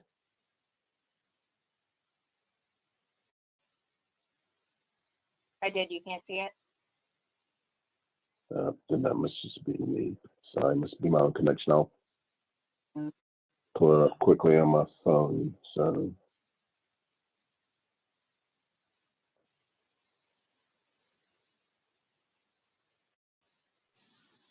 So Yeah. So yeah. So no, I think. What? So yeah, it hadn't switched yet. Oh, There's some comments. I know. You want to address the comments while I get out of here? Yep, I will address those really quickly. Can you see it now? Yes. So, Oh, so sorry. it says no, you're good. So, okay, well, no, now, it's coming up. But anyway, it says history is important because it shows us that there's been structural racism all along, and that the current power structure maintains that same structure to keep the power. And I think that is a great piece to recognize. And so, and that's something that we'll talk about as we move through this. But I agree completely with that. So, so again, this concept of post-traumatic slave syndrome was coined by Dr. Joy DeGruy-Leary.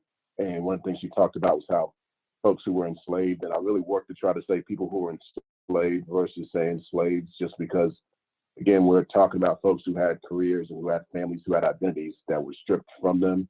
And by saying enslaved, we're recognizing that somebody else made a decision to do that. But enslaved people were adapted to their attitudes and behaviors to survive in response to traumatic experiences, and that the violence that ancestors experienced has shaped transgenerational attitudes and behaviors of many current day Black Americans. And so again, you can see that in a lot of ways in terms of, and you can go to the next slide and I'll keep talking, but lots of times in terms of parenting, you will hear folks, Ta-Nehisi Coates obviously kind of made it more broadly known, but it wasn't unique to his experience, where he said that his dad told him, I'm gonna beat you so that the police don't have to, right? And so even just understanding that, again, the creation of the police in itself were used in the South, especially, was to retrieve runaway slaves. And so a lot of folks don't recognize that, but there was, so again, we talk about the paradigms and everything else, but a lot of the things that have taken place in current day, more modern day practices were things to respond to the traumas that have happened during the times of enslavement. Did you go to the next slide, Jen? Oh, thank you. And so to this point, so it's not just about the past, but what is still happening in the present. Keep that moving. Sorry. So when you all hear the word racism, what thoughts and or feelings does it bring to mind?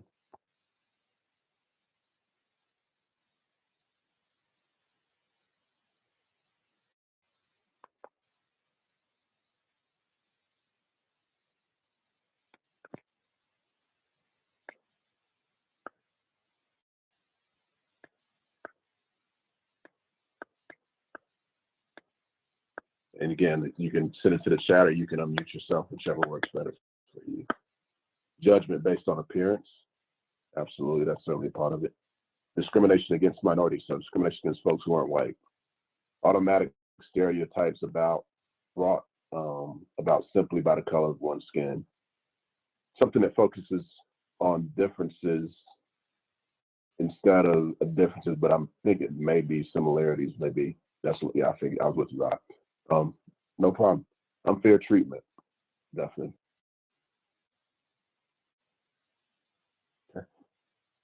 Okay. All right, it's good. Let's go to the next slide.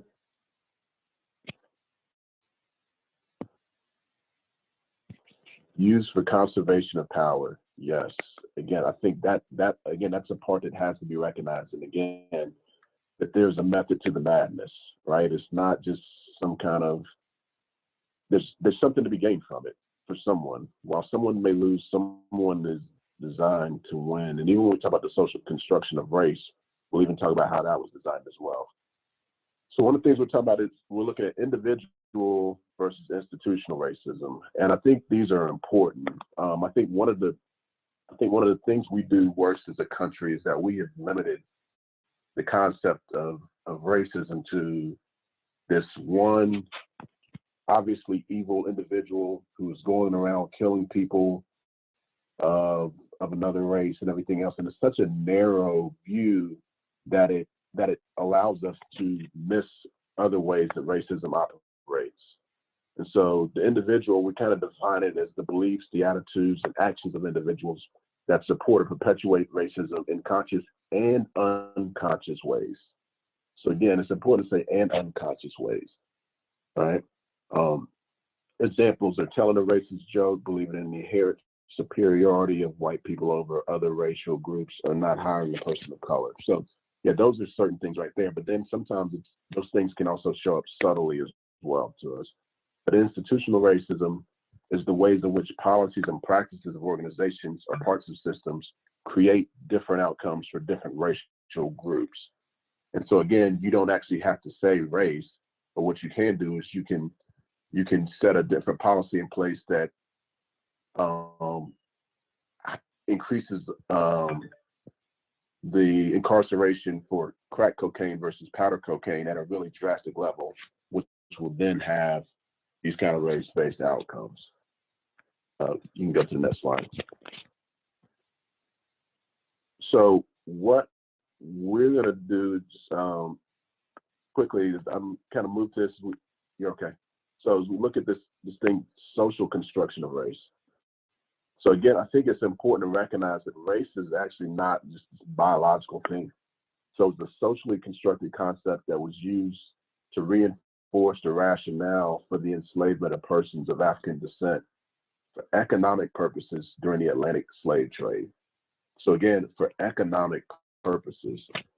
So again, we have folks who were indentured servants. So folks who were European, some folks who were Irish and things like that, who were indentured servants.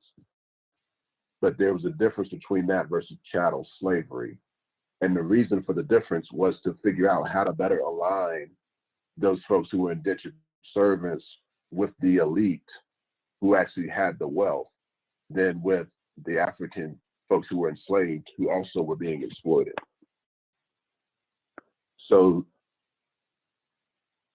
the invention of race and the racism that followed created a history, a chain of dehumanizing and traumatic events that affects Black and brown and indigenous children and families today. So again, I talk about, when we talk about things like separation at the border, that's a traumatic thing. And yet it's not a new thing. Whether we're talking about what happened in terms of enslavement, separating kids that way, whether we're talking about the boarding schools that happened for indigenous folks as well as for some folks, Japanese internment camps and these things. Again, these kinds of things have gone on over time, but it was able to be done by helping develop white as normal and non-white as abnormal, but specifically Black, especially, as something to be feared and that needed to be controlled. Victor says the wealthy figured out it was cheaper to enslave people rather than the financial cost and eventual loss of labor once the indentured servant had met their contract. Absolutely. And that's how one of the ways that we grew to be such a profitable country so fast was you don't pay people. Anybody who runs a business, if you run a business and you can get everybody to generate your money for free, well, you're going to maximize your profit. But you also have to be able to justify that, right? And so it's necessary to say that folks are subhuman or someone to be feared and things like that to justify what you do to them. You can go to the next slide.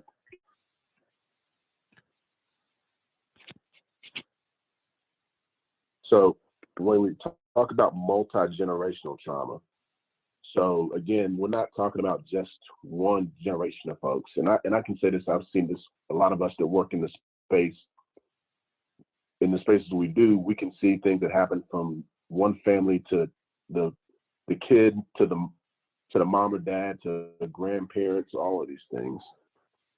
Let me see, Rob says, but I think it shows the difference in the mindset.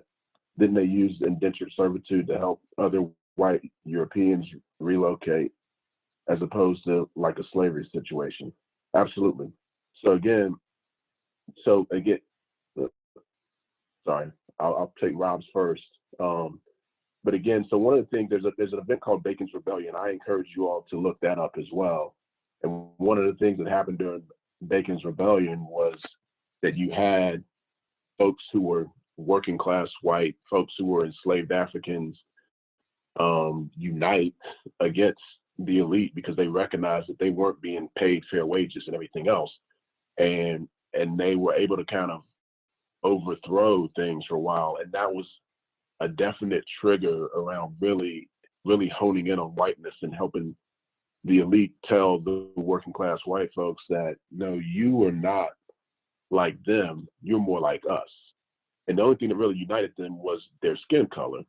The truth was they were actually probably more like the enslaved Africans because they both lacked green, but because of the genius of this concept of white, it allowed the wealthy elite to exploit the working class, and then also working class whites, but also to get them to then help police the enslaved Africans. So giving them some level of power over them and helping them see themselves as in a higher place in the hierarchy. And to Victor's point, it's much easier to just identify a race, specific race, to enslave rather than enter contracts with individuals of the same race. Right. So again, what I do is I get other people to help me carry out my work. So again, then it creates a system that can perpetuate itself. So again, so we're talking about the primary generations who felt these direct violences and everything else. And then secondary and subsequent generations, you have these kind of parental adaptations and things like that that are going on.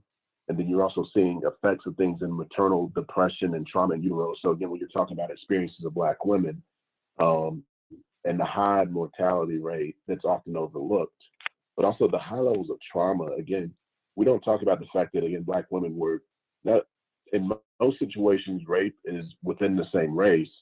But then even in that time, what you were talking about there was the layer of folks being enslaved and being sexually assaulted to produce kids that were then going to be new sources of labor or may even be sold off. And so again, we talk about the trauma that comes along with that. And then the coping mechanisms that are passed on. My grandmother was scared for my brother to go to Morehouse College in Atlanta because she associated it with Georgia. And again, she associated Georgia with lynching and with I got your question, I'm gonna come to that, Rob. She associated that with lynching and the concept of strange fruit, and that you had to be on alert even more there, even though, and I had to explain to my grandmother, like, Grandma, it's an HBCU, historically Black College and University, it's us down there. But again, just think about the trauma of that, being scared on your own quote unquote soil, right? And then also how this can lead to population specific disparities that we see in the criminal justice system, that we see in terms of, oh no, you don't have to apologize for sending it. You send it right away and then we deal with it. No. But looking at how that has a cumulative impact on generations to come. And so Rob was asking about the talk, quote unquote, the talk that parents have with their children. And often we're talking about specifically Black parents. And there is a conversation about how you teach your kid to interact with law enforcement very often for a lot of us. And it's not even about respect versus disrespect, right? I hear that come up lots of times. And that's not what the concept is. It is, how do you survive? How do you survive? And again, there's a different language from how do you survive versus how do you not get in trouble. I'll give you guys a quick example. I went to high school in Charlotte, and my principal got in trouble because he had an all-Black male assembly, and then they talked to us about things such as generating wealth from somebody who was a Black male business owner and all those kinds of things. But he also had a police officer that came in and talked to us about how to survive if we're pulled over. And so again, this was in 1996. So this is before Black Lives Matter, before the hashtags and everything else. So it's not like it's a media creation. And there was a direct conversation about what we do with our hands and everything else. Again, I'd already had this conversation with my parents anyway. But again, the fact that conversation is going on means there's a recognition that you may be more at risk. Well, fast forward nearly 20 years later, I'm working as a youth advisor in a affluent white church. And we have a police officer come in and talk to our high school youth about what to do if they've been drinking and they interact with the police, and how to hopefully get home without getting in trouble. So again, it was not about how to survive. It wasn't even about recognizing that they're breaking the law. This was about how do you keep your record clean, whereas the conversation we got was how do you not die? I think these are subtle things that may be hard for people to hear, but it's important to really come to grips with these realities. And again, part of my thoughts is that some of that paradigm, again, is if you look at the history of the creation of policing in America, again, go back and look that up, all right? And when you're recognizing, okay, police being created to help the elite, again, get the newly free people back on the plantation or to stop slave revolts, that's a different kind of control than it is protect and serve, which is what most white folks often use as terms associated with the police. And so, again, it's not about vilifying individuals, it's about recognizing the system that's been created and how we tend to operate from generation to generation. And the only way we can actually change that is to confront it honestly, right? We'll go to the next slide. So, oh yeah, go to the next, thank you. So the question says, do white people experience oppression? Yes. And I think lots of times when we have these conversations, there sometimes can be a defensiveness that may come up that's saying, hey, I'm not directly benefiting this way and everything else.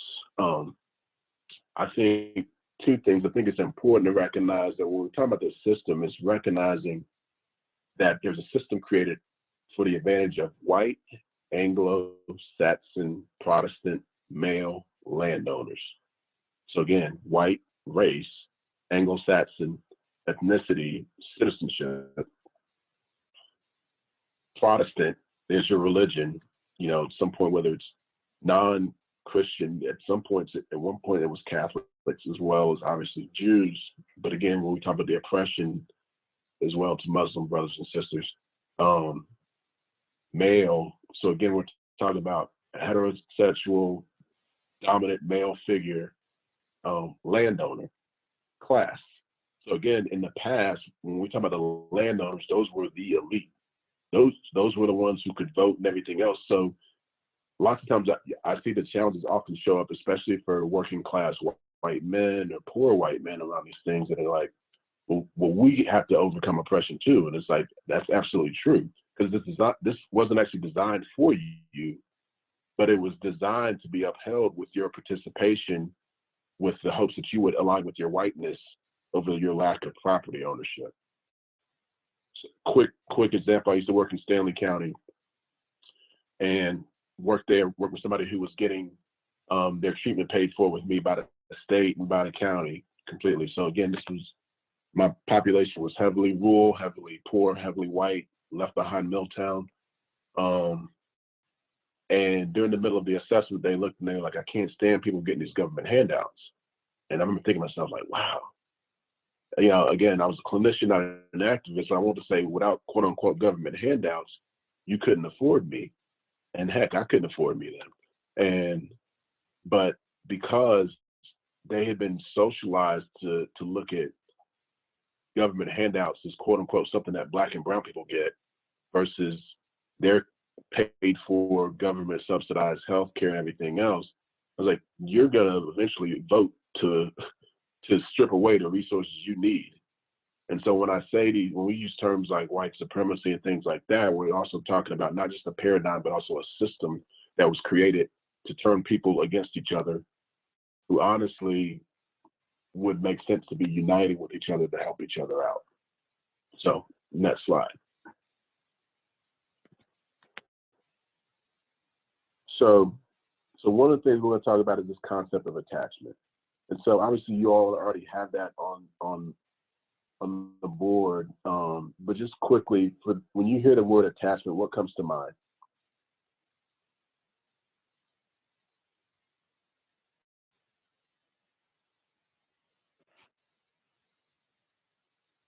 Bonding, family, relationships, connection. Absolutely. Ability to connect and develop relationships. Security, yes. all of these. Great, great. And so with attachment, what we're talking about is the term definition we're using is the affectionate tie between people that goes on indefinitely over time, even when they're separated by geography. So again, if we have kids, we connect with them. If that kid goes off to college or if that kid moves to another town, that bond, that attachment still goes on. It doesn't stop just because we move geography, and it still goes on over time. Right? And what we're going to talk about is how these cycles can go both in a positive way as well as a negative way. Right? You can go to the next slide. So let's start quickly before we even talk about attachment. One of the things we're going to recognize is that this cycle starts with someone feeling a need. And in the absence of that need, there's feelings of displeasure and discomfort. So I'm going to ask you all quickly, let's think about babies for a second. What are some needs that babies have?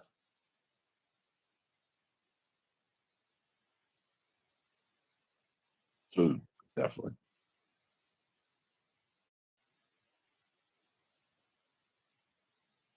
Comfort, definitely. Attention, absolutely. Protection. Yes, all of these things. Physical touch. I see we don't have any diaper changes on here though. Huh. We got a lot of lucky parents who have the other parent take care of that, I guess. So yeah, all of the above, right? And so we start out with not having these things, and there's this feeling of displeasure, and then in response, that baby expresses their needs. And what we know about babies is they express their needs by crying, right? They cry, cry, cry, cry a lot. Now, in a positive cycle of attachment, what happens is that need is met and satisfied on a consistent basis. And I'm saying consistent, not perfect. We may get it wrong a couple times, but eventually we're going to work until we get it right. And when that baby gets those needs met, all of a sudden you can see that baby feel relaxed, right? And this is really important because it's establishing 4 key things. The first thing is it establishes a sense of trust. And that baby is learning that they can trust too. Who can that baby trust? Love and attention, efforts that can be made by the parent, definitely. Right. Justin, I want to reflect for a minute on what you're talking about when it comes to a baby. So it was a study done, and I'm not sure how many people are familiar with it, but they took 2 babies. One they fed, they held, they nurtured, and they, really put their all into, and that baby thrived and grew. And then they had a baby that they didn't talk to, they didn't pick up. The only time they picked it up was to change that baby and, to feed that baby. And that baby's growth and development was really, really slow.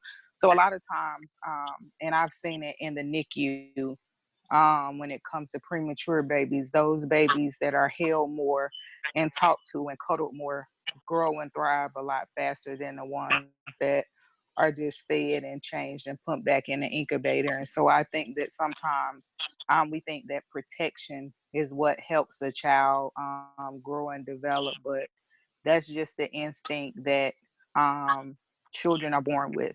And so the nurturing part and really being there for them and picking them up and talking to them, all of that is more of an important factor than us just feeling like the only thing that we have to do is just love our kids and nurture them. And protect them, and they'll thrive and grow, because that's not true at all. Sure, definitely. Definitely. So yeah, so all of these things definitely play exactly into that cycle, definitely, Andre. So I see some folks again about the baby doesn't get love and attention, and that can occur, and that's reactive attachment disorder. And so again, where I worked in the beginning of my career was a place where we worked with kids with severe trauma, as well as kids with reactive attachment disorder, kids from Russian orphanages, kids from all across the region, and everything else.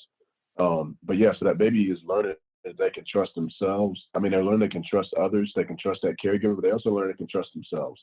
Our little person can get you, big person, to do what I need to survive. We're also establishing security. Babies learn to feel safe, like they belong. That baby's learning attunement. And attunement is feeling like we're in sync. We're on the same page. We're in this together. And the last thing it's establishing is this attachment, that bonding, and that connection. All right? You can go to the next one, Jen. Now, on the flip side, there's also this negative cycle of attachment. And obviously, if everybody had that positive cycle of attachment, a lot of us would have different jobs. Unfortunately, there are babies that start out feeling the same needs, that also express those needs, but unfortunately, those needs are not met consistently. Sometimes I'm treated like the most important thing in the world. Sometimes I feel like you wish I was never born. Sometimes I'm fed, regularly. Sometimes I'm going hours upon hours with an empty stomach. Sometimes I'm changed shortly after I soil my diaper, and sometimes I lay in it for hours at a time. That baby's not feeling relaxed. They're feeling more anxious, more scared, more frustrated, more angry, more stressed. And instead of learning trust, this baby's learning mistrust. Mistrust of others, mistrust of their caregiver, but also mistrust of themselves. I can't even get you to do the basic things I need, and that's my only job. The baby's learning insecurity. I don't know if I belong. I don't know where I belong. I don't know that I matter. I don't feel safe. And that baby's learning to be unattached. And unattached can show up in two different ways. One is, which is obvious, which is where I kind of say, hey, I don't need anybody. And then the second is that we go in the opposite direction, which is that we hang on for dear life. And what I always say when it comes to relationships, they're kind of like wet bars of soap. And if I got a wet bar of soap and I squeeze it really hard, it's going to slip out of my grip. And so then I get the next relationship, and I try to really I need to hone in more. I need to talk a little more. I need to stalk a little more. I need to give it a little bit more attention. And that one slips out of the way, right? And now you've got this cycle that's going on, and I'm learning, I just got to count on myself. Victor added that the stress probably caused the second baby to be smaller and less developed. So quickly, you can click the next one, Jen. The reality is we're not just talking about babies with those attachment cycles. We're also talking about us, right? We're talking about the people who have those babies. So again, these attachment cycles are our own attachment cycles. And it's not just the cycles with our families, but also our cycles with the community, with the nation, so on and so forth. So we're looking at here at the difference between chronological versus developmental age. Anybody want to quickly tell me what chronological age is and versus what developmental age is?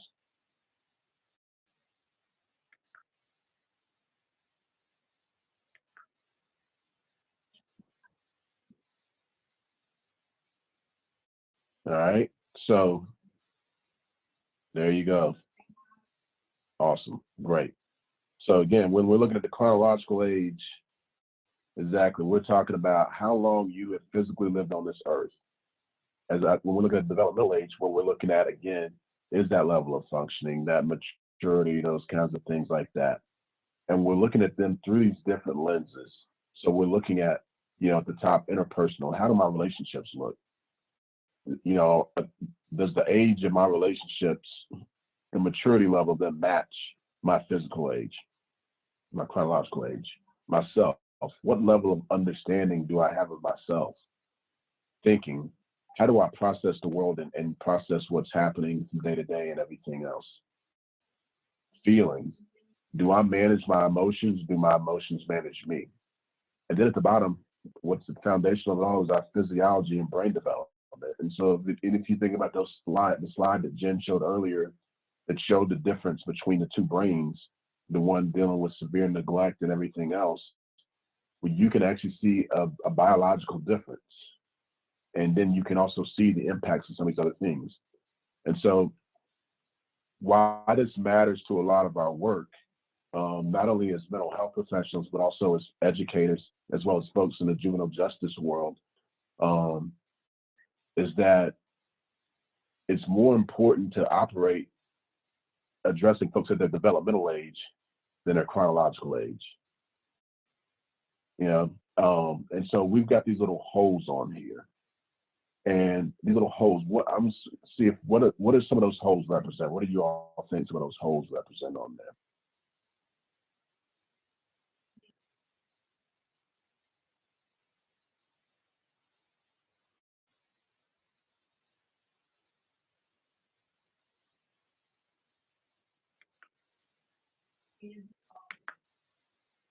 The development, definitely. Skills functioning. Okay. Well, trauma. All these holes represent sources of trauma.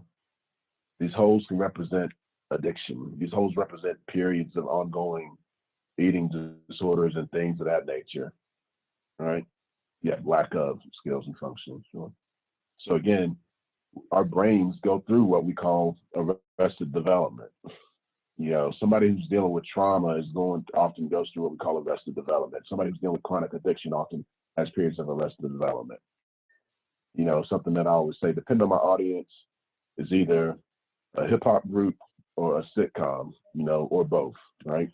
But for us, it's something that is looking at, again, this person who may be 16 years old chronologically, but they've been dealing with chronic trauma since they were 5 years old. And so at their best, they look like a mature 16-year-old, but when they're really triggered, they can go into a tantrum and kind of processing that looks much more like the age of 5. And I know definitely I worked in residential treatment, for day treatment for a while, and everything with kids and adolescents before I started working with adults. But I would see that. I would see this kid who looked like they were so on point, and then when they got triggered, it was like, whoa, oh, you were 13, headed towards 25, and right now you're 3.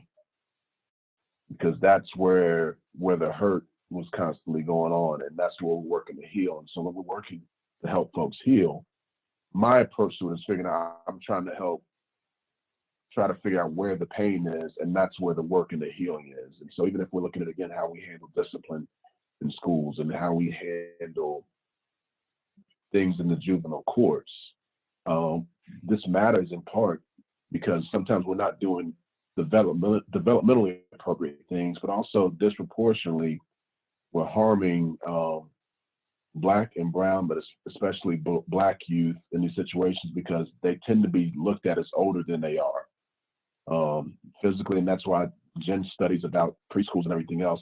It starts pretty early. My son is 6 years old, my daughter's 3, and I've already had conversations with him about how there's certain things that he has to be prepared for differently. You can go to the next slide.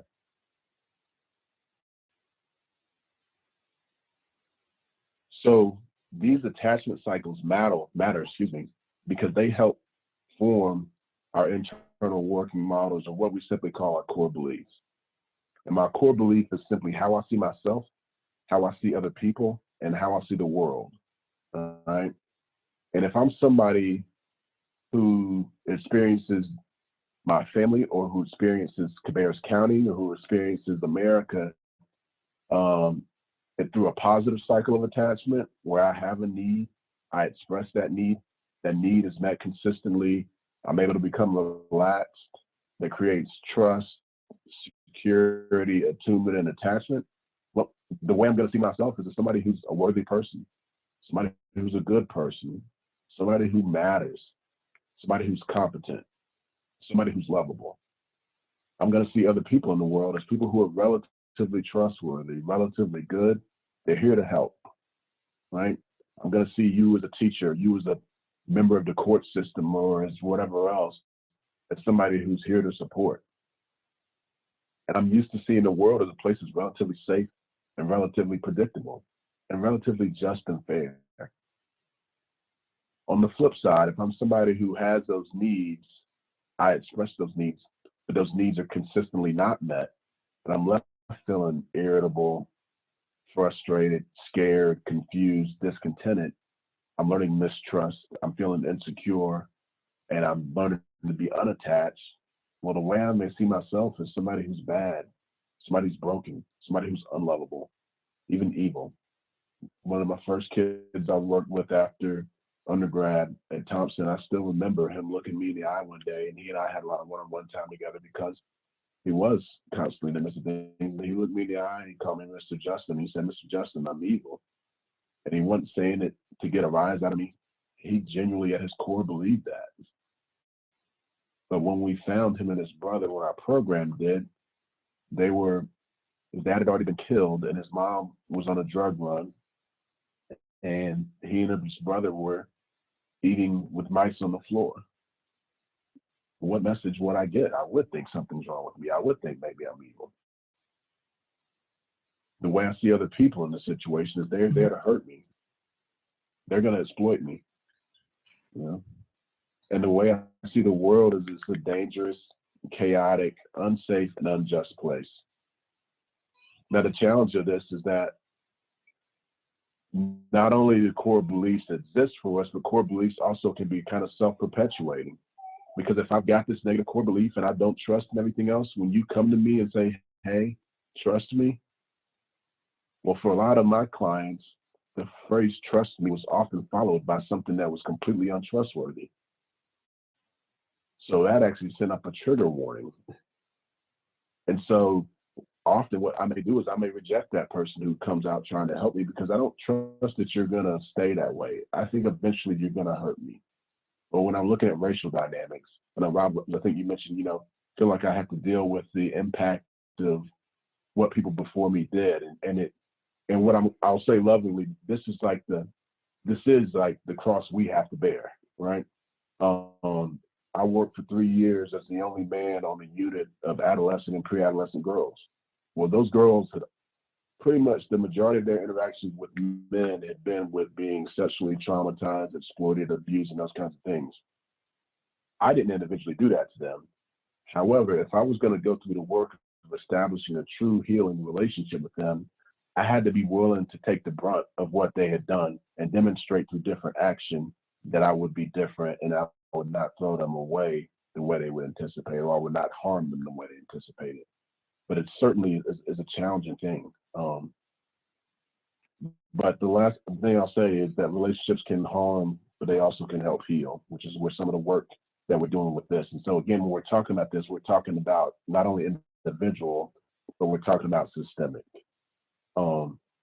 I think when we talk about these concepts, positive cycles of attachment help us establish senses of guilt where I recognize either I've done something bad or maybe I've benefited from something bad, but then I can also be compassionately accountable, say that I may not be responsible for all of it, but what I can do is try to make the next right decision going forward.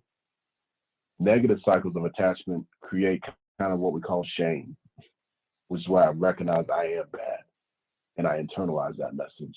And I think that, shame, the difference is with shame, it leads us to do one of four things, which is to either avoid, attack others, attack myself, or withdraw. And I think that's unique to parental situations, but it's also even, I think when we talk about how we deal with racism and these kinds of things, I think we've actually had more white shame in this country than white guilt. I think we've had situations where we leave white folks to attack themselves, saying things like, I'm ashamed to be white, to attack others, they're saying they're a race baiter or they're causing trouble or they're playing a race card or whatever else like that. Let it to avoid, I just don't want to talk about it. Or just completely withdraw, which is just to deny that things exist at all. You can go to the next slide, Jen. Right. But I think it's important that as we kind of look at these things, we look at them through the lens of not only what are our folks dealing with on a day-to-day basis from familial relationships, but also in terms of their interaction with Cabarrus County, their interaction with the United States of America, their interactions with those of us, if I'm a man, if I'm a straight man, working with somebody who is homosexual or somebody who's transgendered, and what is their interaction with things, somebody who's like me historically? If I'm somebody who's white and working with somebody who's black and brown, what has the history possibly been there? So with this, when we're talking about attachment and coping strategies, why we want to create those positive cycles of attachment is that secure attachment teaches us how to appropriately deal with our feelings and regular emotions, whereas insecure attachment leaves us without the skills to appropriately do it, right?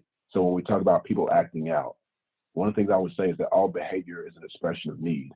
Our work is to figure out what is the need that's being expressed. And because secure attachment is helping us learn how to foster those healthy relationships as adults. But an insecure attachment is also leading us to be avoidant of connections or to sometimes be, you know, clingy or grasp onto those kinds of relationships. So I had a client who one time said he didn't have relationships, he had hostages. And he didn't mean he used any kind of physical means, but he just meant that if he got somebody that connected with him, he was going to try to hang on for dear life. Oh no. Oh, come on.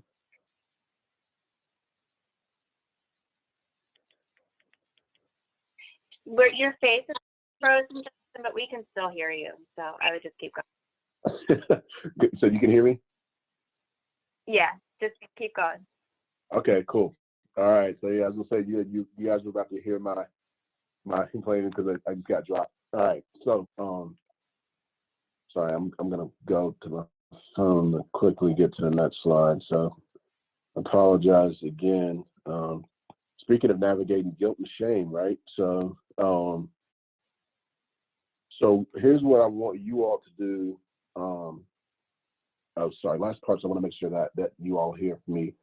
So if you went to that next slide, Jen, about attachment and addictive self-destructive behaviors, these things matter because challenges of attachment show up in our brain, you know, in our prefrontal cortex and the limbic system, but also that's where things such as addiction and everything else are operating as well.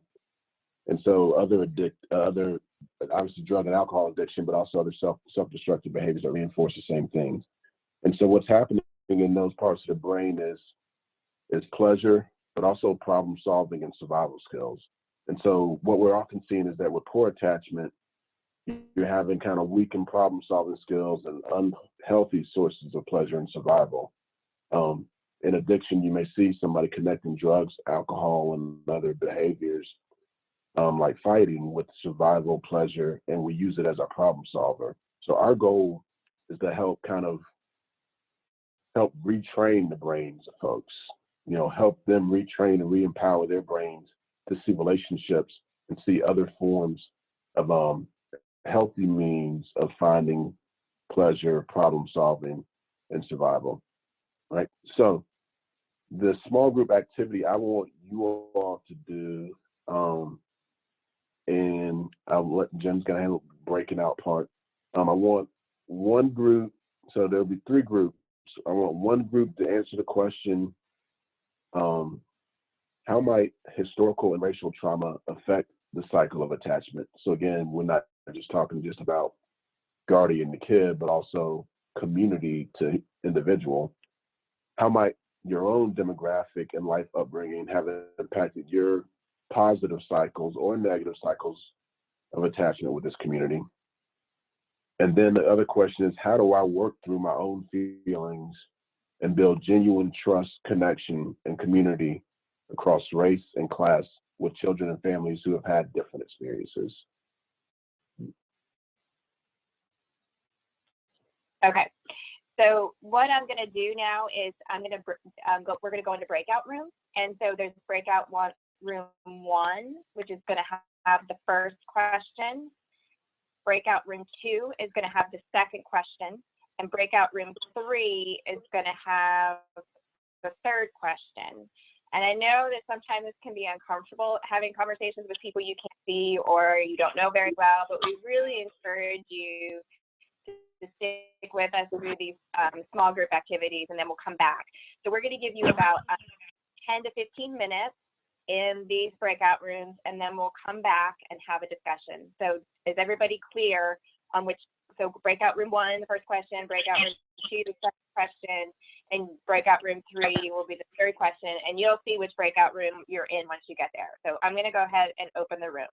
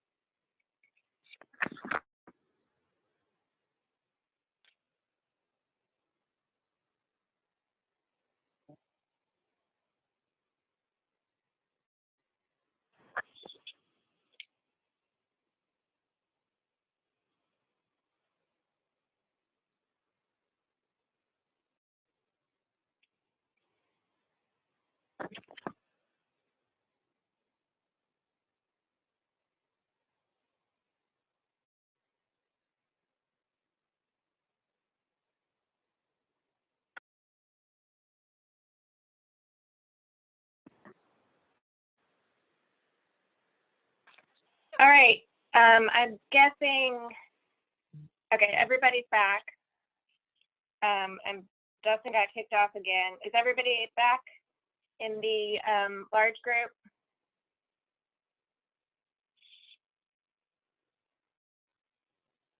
Okay, great. Can they hear me? Can y'all hear me? Victor?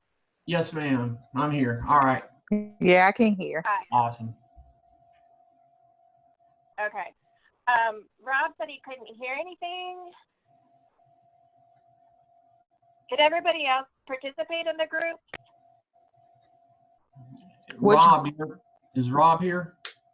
Which group was he in? I don't think he He was was- in ours. He was in group 2. Oh, he was in group 2? Yes. He's with us. Let me go over and check on him. Do Okay. you have your audio on?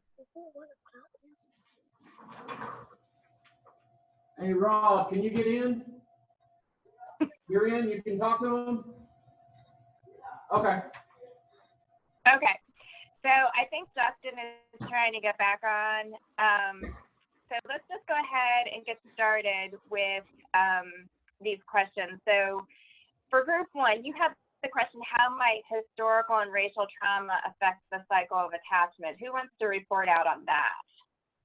What you guys talked about. Seems like group 1 had technology issues. Huh. So you were just able to chat in the chat windows, but you weren't able to talk to each other. Okay.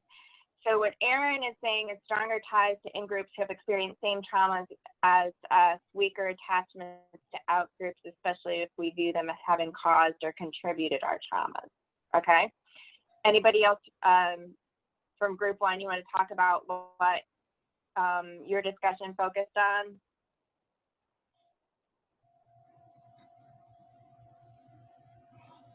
I know it seems like you guys had a harder time because of the audio issues. I'm really sorry that happened. So Erin, you want to talk a little bit more about what what you said in your comment? You can chat it if you don't want to talk to everybody, but I'm just trying to so we can all understand. I'm gonna go.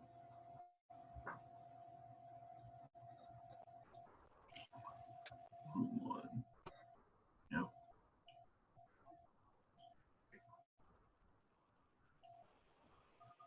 Okay, stronger if you examine cause. Oh, so what you're saying is that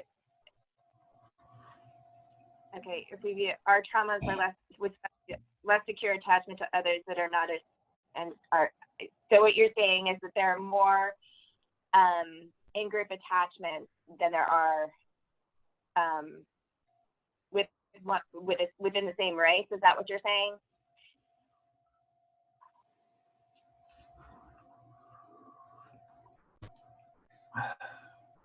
Correct generalization, but yeah. Okay.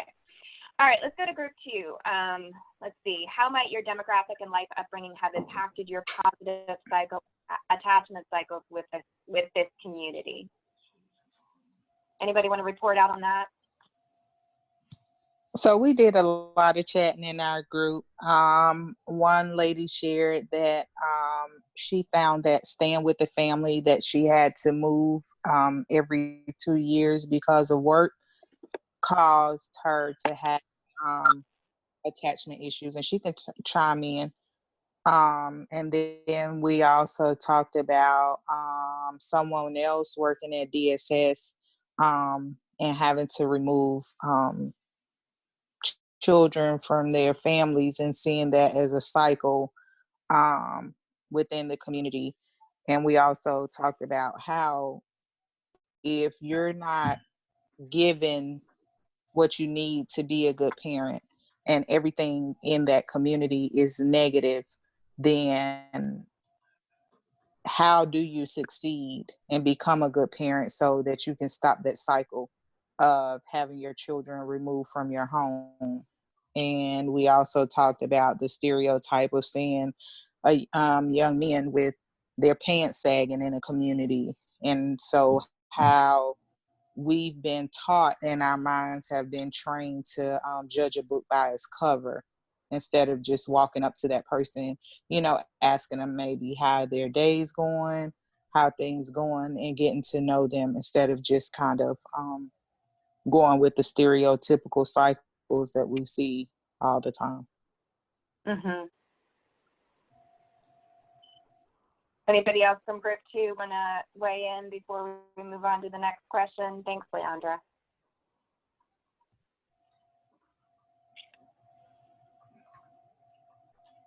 Appreciated learning how pant sagging started. I never understood that.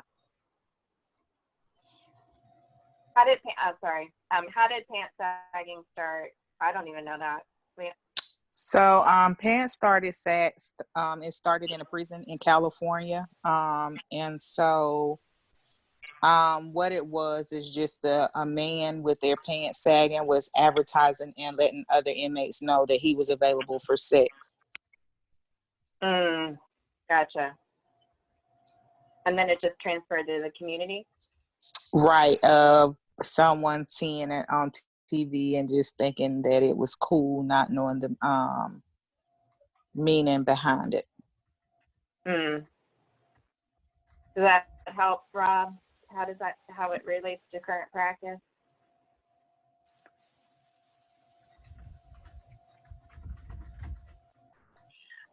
Okay, so the final question for group 3 was, how do I work through my own feelings and build genuine trust, connection, community across race and class with children and families who have had different experiences? So I'll go ahead and report for our group. We talked about really coming from a place of empathy, a lot of active listening, not judging, and learning about the family.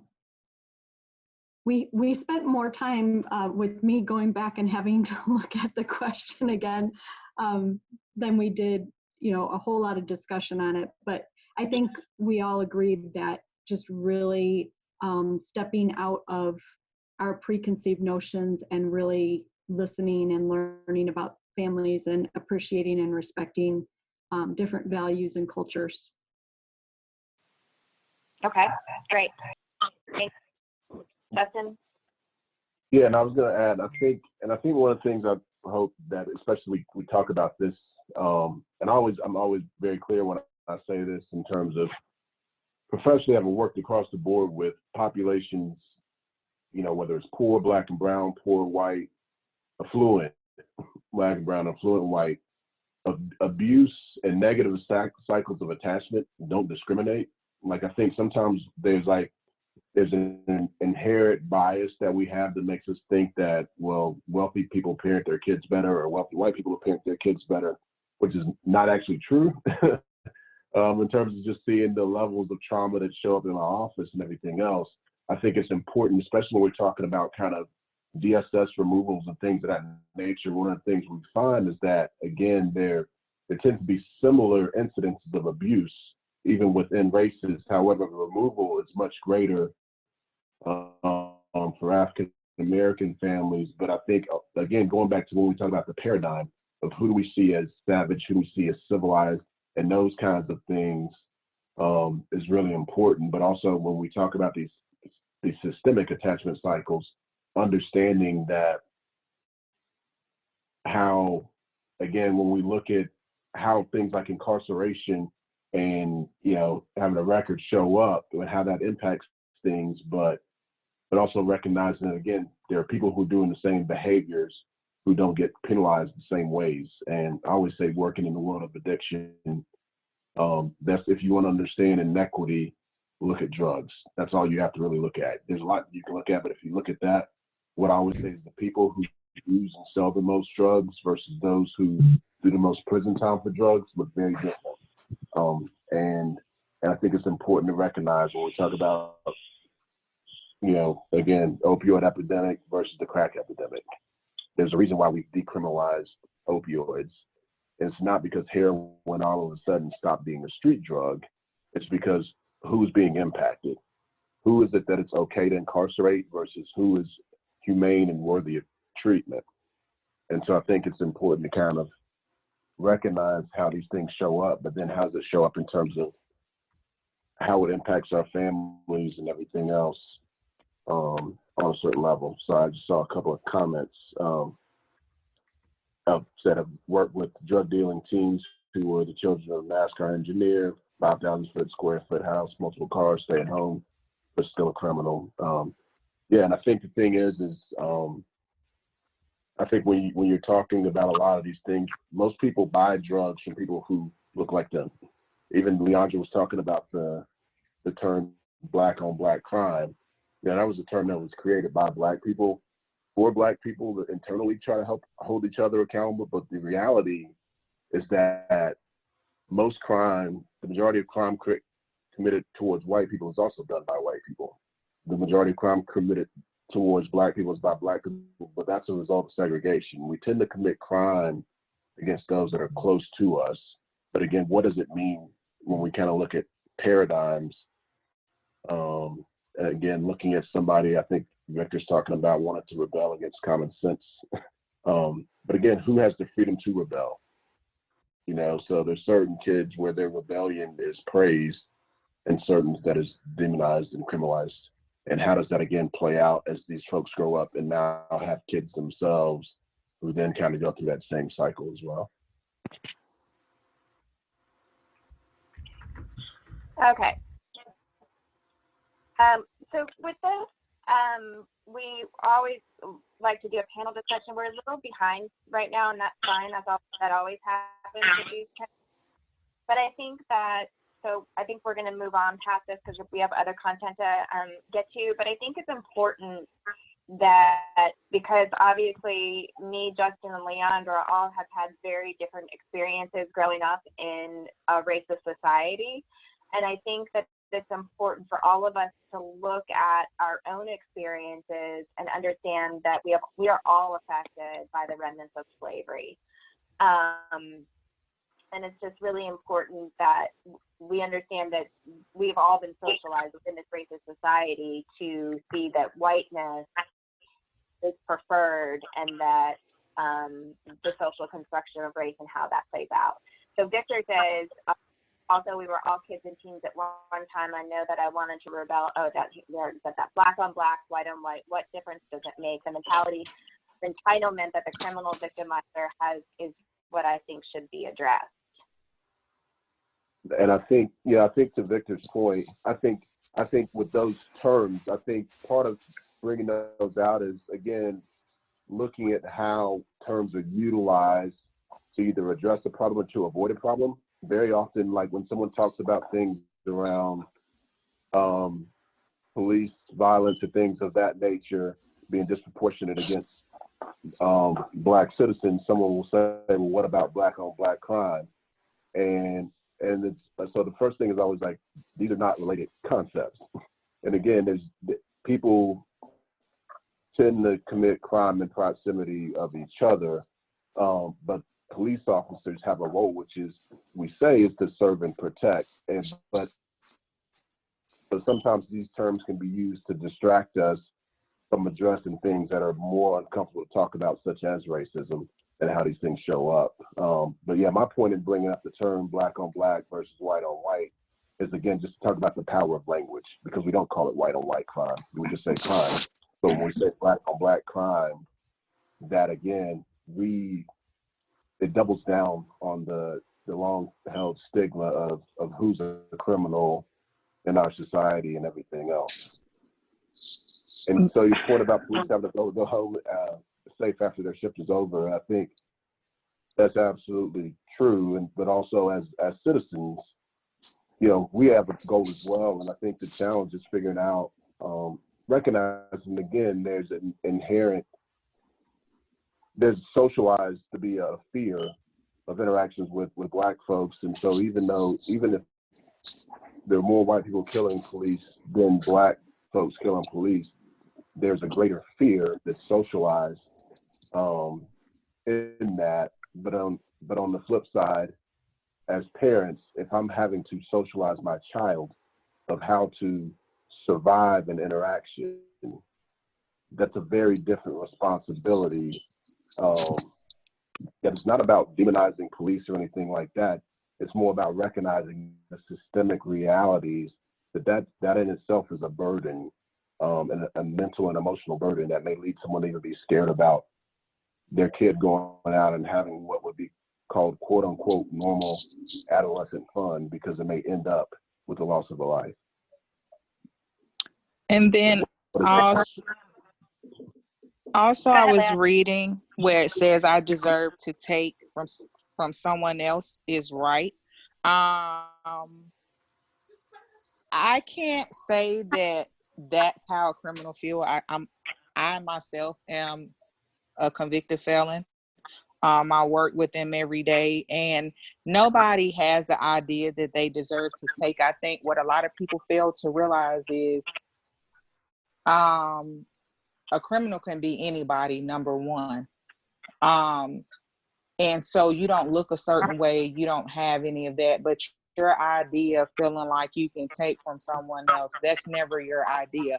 A lot of people fail to realize that when people commit crimes, they're in survival mode. And so that's just like people say, well, I can't believe they killed somebody over $5.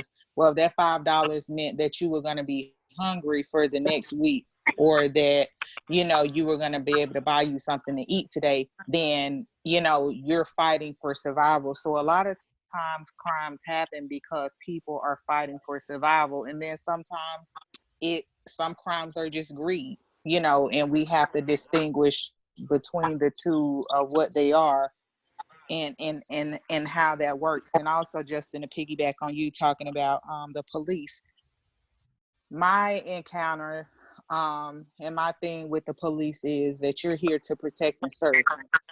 Nobody sworn you in to judge or to pick and choose who you're going to pull over, who you're going to harass, who you're going to tase to death, who you're going to beat to death. And I think in America, what we have seen is that happens more so to Black and brown people than any other group of people. And a lot of times we have found out that what they thought isn't what was so.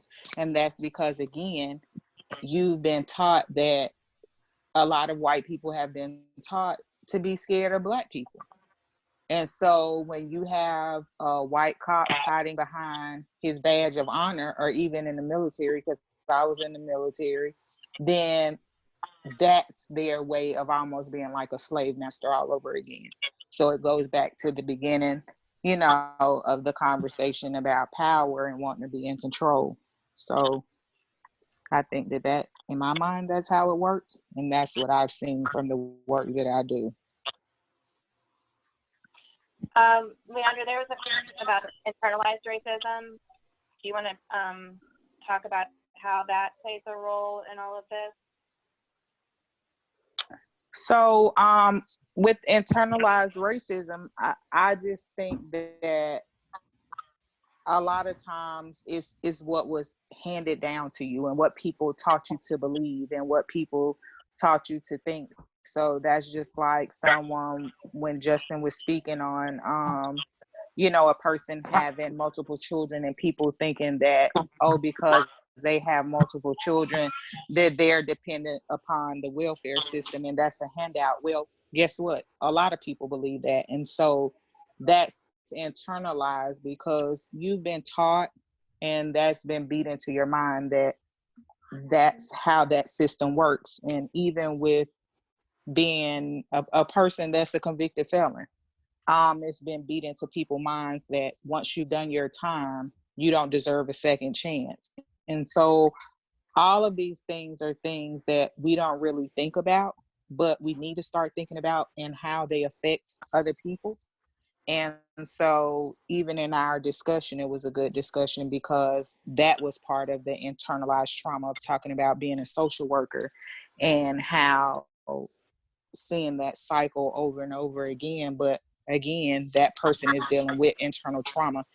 And we know that in the healthcare field, Black and brown people, or poor people, being able to get what you need is definitely different. Even from my own experience, getting Medicaid for my children as opposed to someone that has private health insurance. You know, the medicines that they will pay for is totally different than what they would pay for if I could afford to pay $400 or $500 for that prescription. So I just think that those are things that we have to look at and be aware of, and address those issues within ourselves. And I was going to say, Go ahead. sorry. No, I was going to say, I saw a couple of the comments, I think, Victor, you know, I think a lot of the things on here, it's interesting because, I mean, when we talk about internalized racism and everything else, I think that those messages that we all kind of take in, right? And so, you know, even beyond white people being socialized to be scared of black people can also be socialized to do the same thing. But, you know, it's interesting looking at Victor's comment around, you know, personal pride and things around food stamps and talking about being, you know, killing someone to get food stamps. But again, like the genius, when I go back to that, the system and the structure again of the whole white Anglo-Saxon Protestant male landowner thing, it's socialized to see that kind of a government subsidy as something to be ashamed of, but it's okay to constantly lobby for reductions in taxes and everything else that we don't look at as a handout, you know? And so, but again, if you look at the history, there are messages that are created to maintain a hierarchy. And so what I often say is that it's not like, again, we all have to fight against this stuff.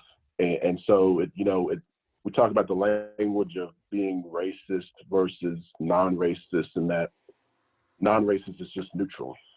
The work is figuring out how to be anti-racist, right? I've got to push back against some of these narratives that have been perpetuated. The reality is that even when it comes to things like welfare actually was created, you know, for white widows, and it was seen as something that was great. In the same way, when we talk about Social Security and those kinds of things, but what you'll see is, if you study our history, is that once black folks had access to these things, once brown folks had access to those things, they began to become demonized. And so, and that's something that's even to be aware of for those of us who are black and brown.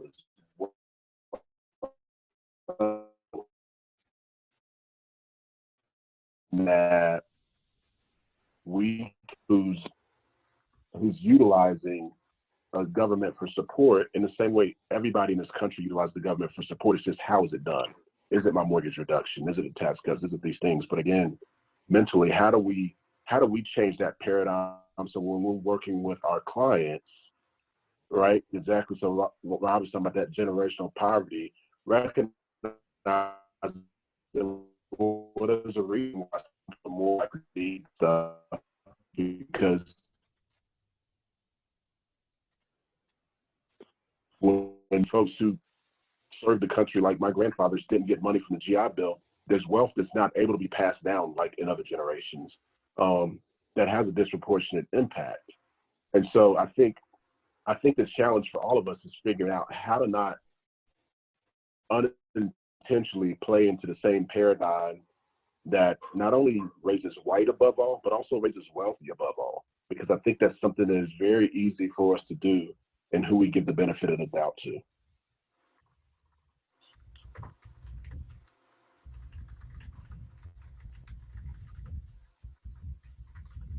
Okay, so we ended up having a panel discussion when we didn't mean to have a panel discussion. So, but this is why when we do these workshops, we often get behind. We often, because of the conversations, and I'm so glad that even though we're not in person with you, that we're able to engage in these types of conversations because they're incredibly important.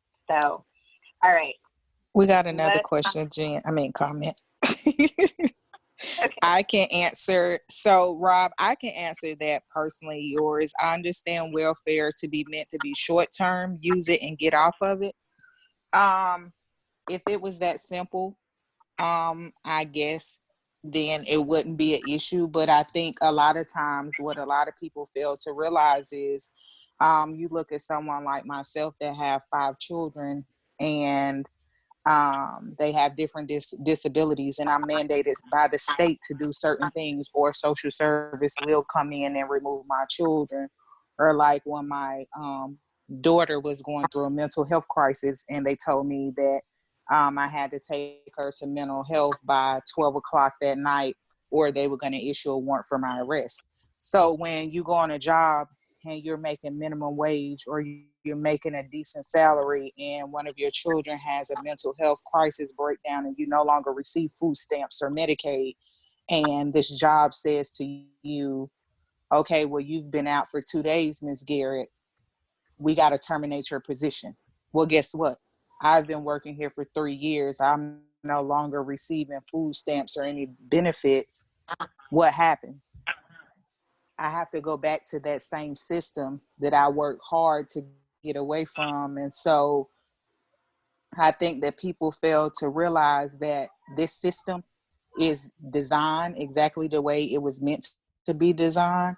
And it's not an easy get on and get off type of thing, because jobs aren't family friendly.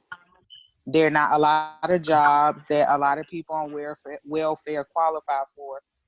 They're not making much money. And so in between doing it by themselves a lot of times and doing what the state says, or I'm going to take your kids, they have no other choice but for this to be, long term, or keep having to go back to that same system, that you so badly want to get away from. It's like a trap, spider web, really.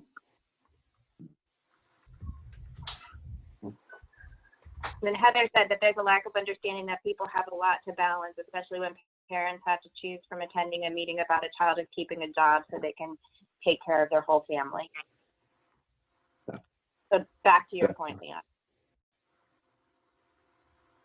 And the system is designed for those who cannot care for dependents whose situation is beyond the person's control. I don't think anyone hopes to have a child with special needs. So I think that's why these discussions are so important, because especially with having Leandra articulate so well her experience and how the system works, helps other people understand a bit better and develop greater empathy and work towards undoing the system. Does anybody else? But you need the help, and that system is there, but I don't think it provides near enough. Absolutely. And like Leandra said, the systems were set up and they're operating as intended. So, all right. And then to Victor, last thing, and I'm going to run away from it and let Jen continue so we can go on. When you said the system is designed for those who cannot care for dependents, we also have to look at the elderly that were good example that were what they consider maids, and how for years they raised and took care of white families. So Belks, the people that own Belks, Dillard's, all of these furniture stores, because my grandmother took care of a prominent family here. And so you think about what they were paid then to go to retirement age, never having paid into retirement, to one day you retire and they send you a check for $250 a month. But then they also tell you that you don't qualify for food stamps. And so therefore you have to figure out how you're going to keep the lights and water on, and how you're going to maintain and eat. And so I think the system has failed elderly people in a way too. It's not just, for, I would say, disabled, but it's a lot that ties into it. Can I say something really quickly, Jim, before you? Yep. I think right now I saw somebody post one of the things that came up in the chat in the midst of my intermittent internet drop in and out. I think look at what we're dealing with right now with the pandemic, right? The reality is that there's a lot of people talk about the Constitution, but there's a part that no one talks about very often. It says, to promote the general welfare, talking about of all our citizens. And so when I listen to Leandra talk, what I'm hearing about is it's a safety net, right? And it's not about giving all of this saying that again, so some folks have been able to amass a safety net through policies that allow their families to amass this, to amass land, to amass wealth and everything else that's created a safety net that now may have me in a job where I can work from home or whatever else. And then there are other folks who don't have that. And so right now, whereas there's still, even though there's inequities, but again, there's no shame about the idea of looking for some level of bailout or whatever else, whether it's related to the stock market, whether it's related to unemployment, whether it's related to small businesses. Again, ultimately, all of us benefit somehow from government support. But again, the genius of that structure that I talked about in the beginning, it's always socialized us to say that certain people are the ones who don't deserve to get it, and there's certain people who do deserve to get it. So again, when you talk about food stamps and things like that, like for me, I remember working in substance abuse places and people would come to me and they were like, I got to get drug screened because DSS is saying I have to do this for these things. I'm like, well, if somebody gets a tax break, do they have to get a drug screen for that? No. But again, there's a message that is saying to folks that, hey, you deserve the benefit, you don't deserve the benefit. And again, looking at how do we play a role in that, but also how do we interrupt that? How do we, from our jobs in mental health, in criminal justice, in education, how do we even check our own selves and say, hey, am I actually unintentionally perpetuating the system, or what can I do to interrupt it? And I'll be quiet. Well, now because I'm going to ask you to respond to Victor's comment about the land is for free. Oh, let me, give me it dropped out. So what did it say? Land is free? The phrase land of the free may be misconstrued as free equaling material goods and not the true intent of freedom to act without looking over your shoulder for big brother. Well, I think we got to be honest when we talk about the term land of the free. And again, who were we talking about? Like the term land of the free was created at the same time that we had folks who were actually enslaved. And so I think it's very important for us to recognize a lot of these historical terms and quotes. Again, one of the things I appreciate is that we celebrate our country can be, but we've never fulfilled the things that we designed it to be equitably throughout the country. You know, so I think like if we do a deep study of our history, I think it's important to recognize that again,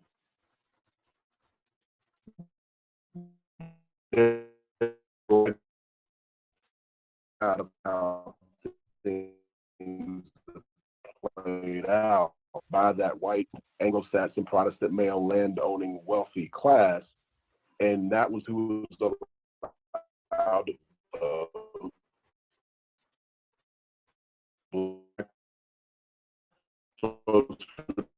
design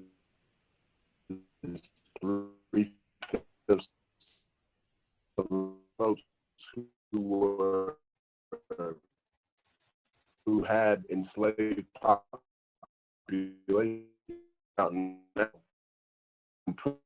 count towards race, like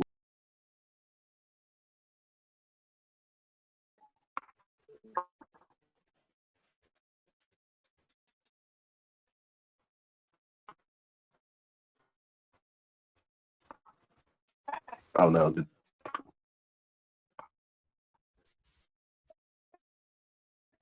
Can anybody hear me?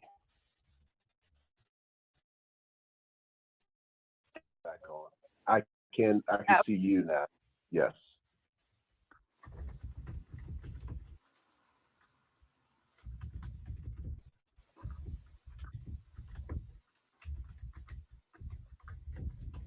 Now we can't hear you talking, Jen. Oh, okay. That's because I was muted. All right, so now we're going to move on. Justin, are you back? Can you hear me? Yes. All right, you're up. Okay. All right. So sorry about that. So, you know, and this kind of goes into some of what we're talking about is like a lot of our equity work today is grounded in colorblindness. And so the idea that there is no racial hierarchy,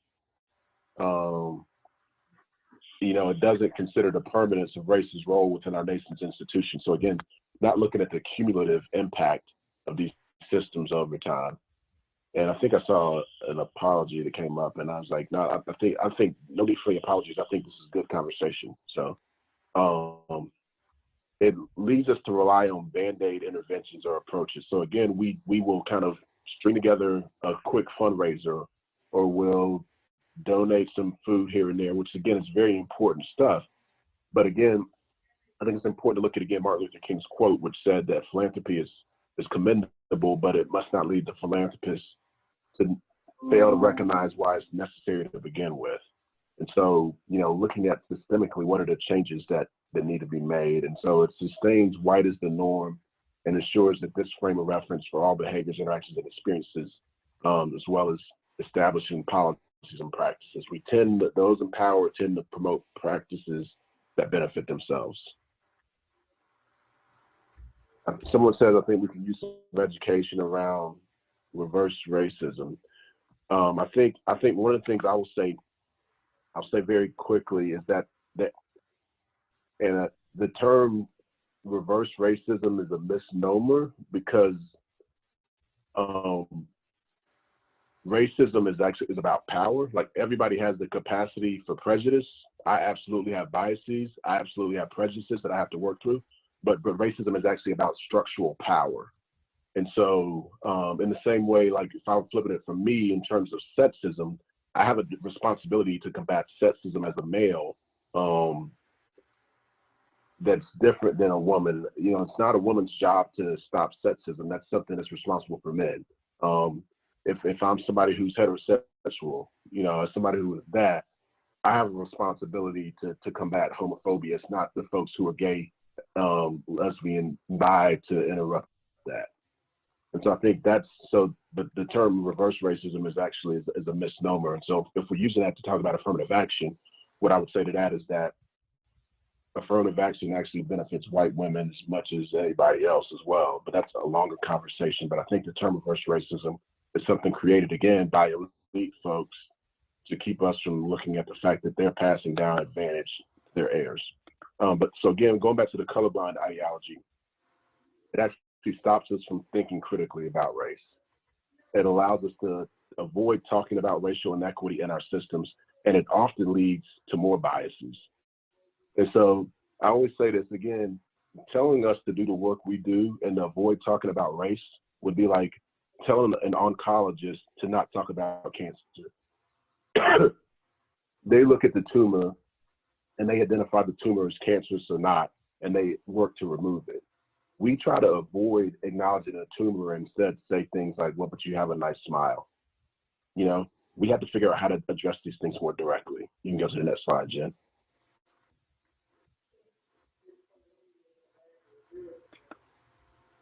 Oh, sorry, I was trying to make sure I got the chat. Like Grace said. Oh, so it's what BET associated separable, but what if white WET channel was created, current media was respectful. So quickly to that. So BET, Black Entertainment Television, was created because there was not Black representation, right? And so it's kind of like, again, like there's a reason why there were colleges for women. There's a reason why there was colleges for historically Black colleges and universities, is because white men, and especially wealthy white men, kept other people out of it. And that was the only way they could get it. So you don't have to create something that is already the default. And so I think the challenge is like we want to figure out how do we adjust these things without saying Black, white, race, and class.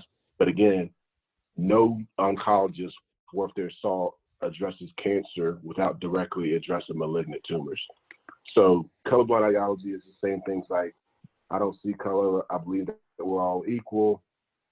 What we're often saying though is race doesn't matter. I don't want to talk about race. And for a lot of us who are Black, brown, and everything else, what I'm hearing is you don't truly see me.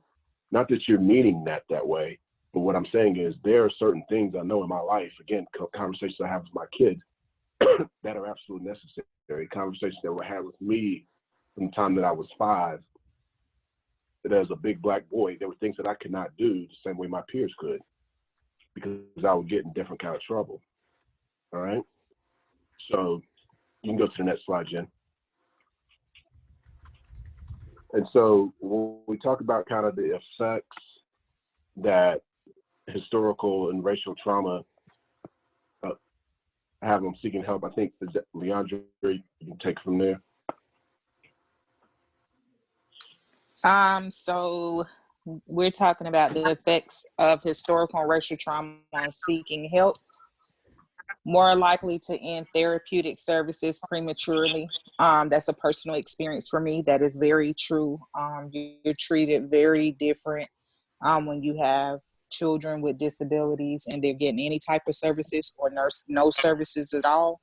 The lack of trust also linked to service providers' knowledge of historical and racial trauma, need for greater culture sensitivity and challenging of stereotypes, stigma, mental illness, and seeking help. And so what I've seen there is dealing with my daughter that's bipolar and manic depressive. She's 23 now.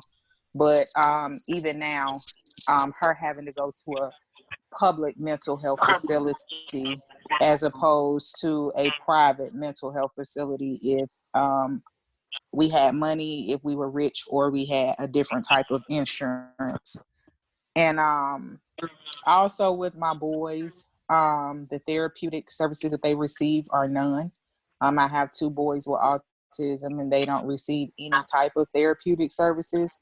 And it's been very hard getting services in just because, again, because of the type of insurance that they have and just because of who we are. And so the next one is reasons for mistrust of service providers, forced migration, stolen property, dehumanization, mass incarceration, medical experimentation, discrimination, police brutality, racial profiling, and lynchings. And so one of the things that I want to take off of here is mass incarceration. And so I'm not sure if any of you are familiar, but slavery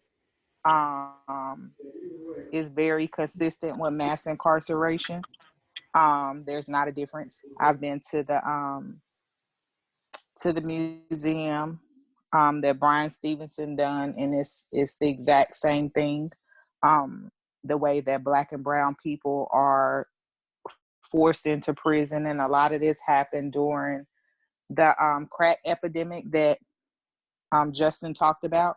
And so 80% of Black and brown men were taken from homes to make family single parent homes, and put into prison for the sale of crack cocaine or for conspiracy, what somebody came in a courtroom and say that they did or bought from them.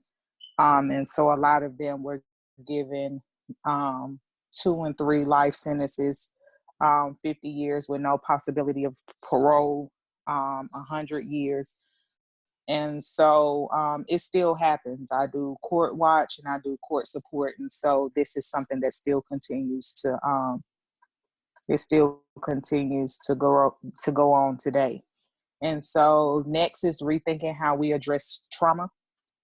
Historical trauma requires a different lens and approach.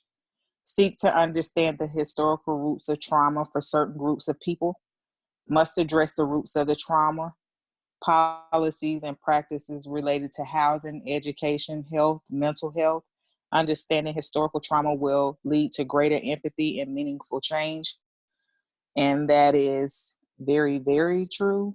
A lot of times, depending on your background, and again, race, where you live, or where they will take you to look for a house, depending on your education. Like myself, people think because I don't have a college degree that I'm supposed to talk and speak a certain way, or because I'm a single mother of 5 children that, I should have a different outcome than what I have. And so I know from experience, again, through health, that a lot of times I was sent to a public health facility as opposed to being able to go to a private doctor to be able to be seen during my pregnancy. And I was treated totally different in the hospital room. I was put on a different floor. my care was totally different. And the same thing, like I said, with mental health. So, any questions for me or any comments? I haven't been reading the comments. It says, thank you for being so transparent about your life experiences and also for addressing the clear biases within the group. Huge difference in public and private care. Both doctors go to the same med school, but then have to play the rules of HMO. So true. And Brian Stevenson, yes. He did the museum. I don't know how many people are familiar with it. But it's an amazing museum. If you haven't been to Alabama, go. And the new Jim Crow, I think Justin can speak on that. And I don't want you to be sorry for how we've been treated. This has been a lesson for me, and it's also been a way for me to teach others, so that people understand what really happens behind closed doors when you are a single Black mom, especially with Black boys or Black children that have mental health issues. And so I'm grateful for the experience to be able to share that with everybody, because I just think that it's something that needs to be known, because a lot of times people take for granted that they have a job and they work a certain place.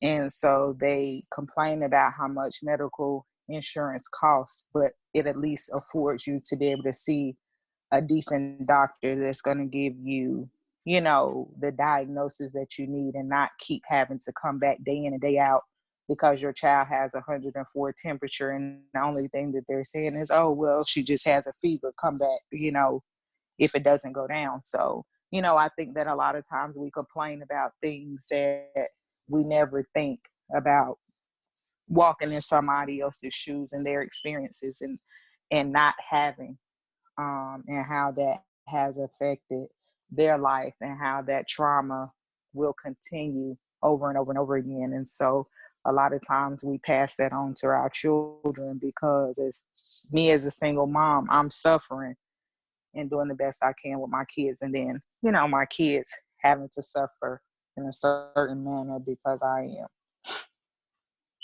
So,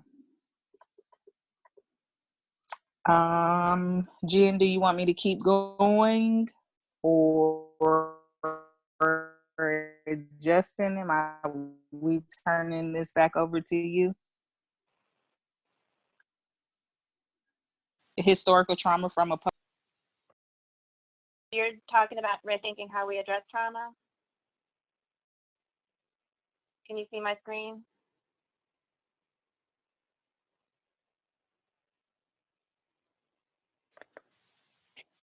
I can see it. Okay. It's okay. I'll just do this one. So, when we're thinking about how we address historical trauma, it's really important that we understand that it requires a different lens and approach. We can't just focus on the individual trauma when we're talking about people of color who have been, have experienced racial and historical trauma. So one part of that is seeking to understand the historical roots of trauma for certain groups of people. And to address the roots of this trauma, we have to change the policies and practices related to housing, education, health, and mental health. It's important that we address the trauma, the individual trauma and the historical trauma, but we also have to address policies and practices. You already did this? Yes, ma'am, but that's fine. You can still share your perspective. That's fine. I'm all the way down to historical trauma from a public health perspective, but that's fine. No problem. They're enjoying, so that's cool. I don't understand how did that even happen? All right. That's why you're sitting there laughing at me. All right, historical trauma from a public health perspective. We're going to get better at this over time, I promise.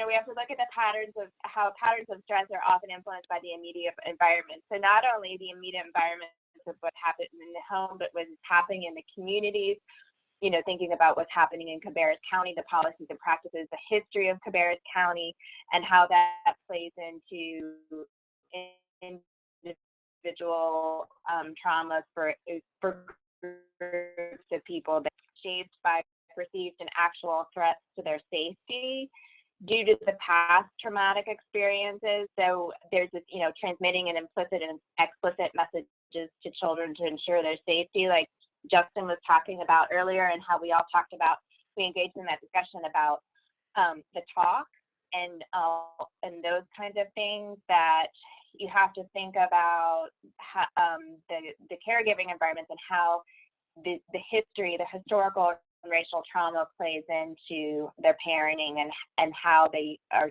shaping their children's safety. And you're thinking about caregivers whose ancestors were directly exposed to historical traumatic events, may have inherited biological changes and heightened stress responses. And so there's research now that is saying that, you know, from that initial historical traumatic event of slavery, that actually has changed the biology over time. And so it's important that, you know, when we understand trauma and we understand that this generational trauma, and when a mother is pregnant with her child and the stress hormones are passed on to the baby in the womb, we have to understand how that's affecting the baby before it's even born. So a lot of these babies are coming out already with heightened stress responses. And, you know, historical trauma along with individual trauma can contribute to coping strategies that reflect a community's resilience. And I think this is incredibly important to talk about because, you know, and this is one of my beefs with the current trauma-informed movement, is that we're talking about building resilience of children and families, but we're not taking into account that children and families are highly resilient already within these communities. And so I think that we have to shift how we view the children and families that we're working with to more of a strengths-based approach instead of seeing them through a deficit lens, which has been, you know, the way we've provided services within the mental health, medical community, education. There's a deficit lens, this blame the victim mentality, that we really have to shift to more of a strengths-based approach. And we need, you know, having an understanding about stress responses that children and families from historically oppressed communities use to cope with difficult situations. And I really hope that, you know, through this discussion today and this workshop, and I'm so appreciative of everybody for sticking with us for 4 hours, even with our technical glitches, that you've gotten a greater understanding and perspective of the historical racial trauma within communities, but also within our nation as a whole. So we were going to do the small group activity, but we are at 12:20. So I just want you guys to think about these questions because I'm really concerned we're going to get kicked off at 12:30 because naively, I only put us in for 4 hours, which I should have gone for more time just so we didn't get kicked off. Learning curve. So just thinking about, you know, the ways that you see the psychological effects of historical trauma playing out in the children and families that you serve. And just thinking when there's a historically unequal relationship between individuals and groups of people, how does that impact the client-professional relationship? And I think that's an important thing to consider when we're talking about, you know, forming healing relationships with children and families, that oftentimes the way that we deliver services is hierarchical. And so it's a very, you know, almost like a paternalistic relationship. And we really need to be thinking about how does that affect the services that we provide, instead of going in there and developing authentic, nurturing, caring relationships that are mutually respectful of each other. And just, you know, thinking about how we can address the underlying hurt and pain to break down barriers of communication, and thinking about the policies and practices that perpetuate historical racial trauma. So when you're thinking about your individual sectors, obviously within education, which is my field, you're looking at the suspension and expulsion policies, how we're addressing mental health in schools, what priorities we put on, that we place, what priorities that we are focused on within our individual sectors. I'm having a hard time getting the chat box, but it doesn't look like there's anything in there. Okay, so Justin is going to take over and finish us out.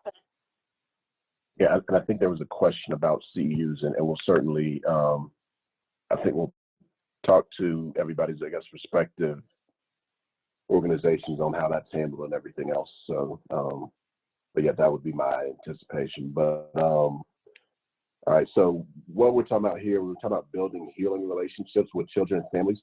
I think a large part of this work is figuring out how do we have honest, uncomfortable conversations, because that's a large part of this work. And so here what we're looking at is doing first looking at how do we establish a safe and brave environment for discussion emotionally charged issues. Again, if I'm working with somebody who is dealing with sexual abuse and I'm uncomfortable with the concept of sexual abuse, it's going to be hard for me to do that work. Well, you have clients who are dealing with racism, who are dealing with the impacts of oppression and everything else. So if I'm in this space, I have a responsibility to work to be able to create a safe and brave environment for us to have those conversations. We have to be authentic, and we also have to be respectful. And then these relationships have to be mutual, not hierarchical. So again, I'm looking at somebody as a partner. I'm reaching my hand out to shake their hand versus somebody who I'm above, who I'm patting on the head. I have to honor the impacts of historical racial trauma by allowing space for a variety of emotions. So again, the idea of saying, hey, I could hear you a little bit better if you weren't so emotional. Again, if I would deal with, as a man, if I'm working with a woman who was a victim of rape and I said, I could hear you a little bit more if you weren't so emotional, I'm going to go ahead and guess that that's going to be the end of that therapeutic relationship. So if I'm in the space and I'm uncomfortable with conversations around racism, and I'm working with somebody who that's the source of their trauma, I've got to figure out how to work through my discomfort to help with their healing. The other thing we got to look at is encouraging and empowering families. So again, to Jen's point, the concept of resilience is interesting, because if you look at the history that we talked about today, what we've seen is a lot of resilience. I remember post 9/11, there was a lot of energy around New York strong and everything else because of responding to terrorism.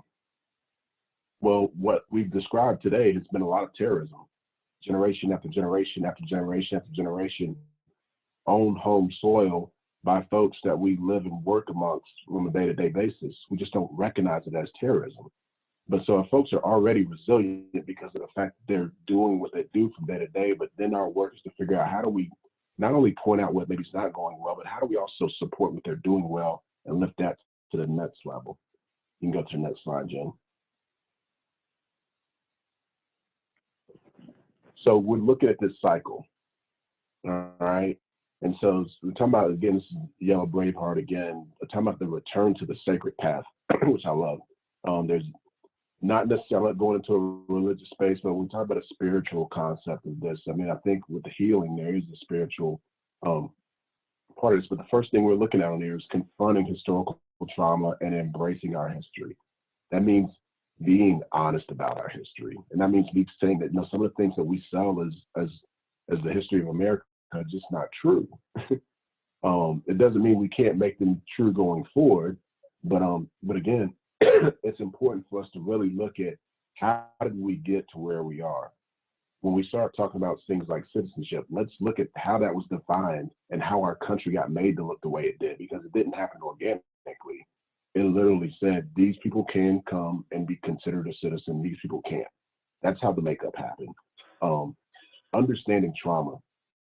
Understanding that, again, trauma often can lead to things that look like ADHD, as Leandra talked about. Again, for me, working with kids, I looked at, again, I saw a disproportionate amount of Black kids who were diagnosed with ODD, when the truth was oppositional defiant disorder or conduct disorder, when we were looking at unrecognized post-traumatic stress disorder. But again, we're not looking at some of that pain, the releasing of our pain. We've got to make space for people to be honest about the way they've been hurt. we got to make space for that. That's the only way we actually do the healing. And through that work, that's how we transcend the trauma. We have these uncomfortable conversations, and we operate by what I call compassion accountability. The reality is nobody in here created all of these systems, but all of us have inherited them and have participated in some ways. The question is, going forward, am I going to do things that help continue to perpetuate them? Or am I going to do things to figure out how to create a more equitable, just, and healing community? And that's what we're all called to do in this work. So we appreciate you all being flexible with us, rescheduling, dealing with our technology and everything else.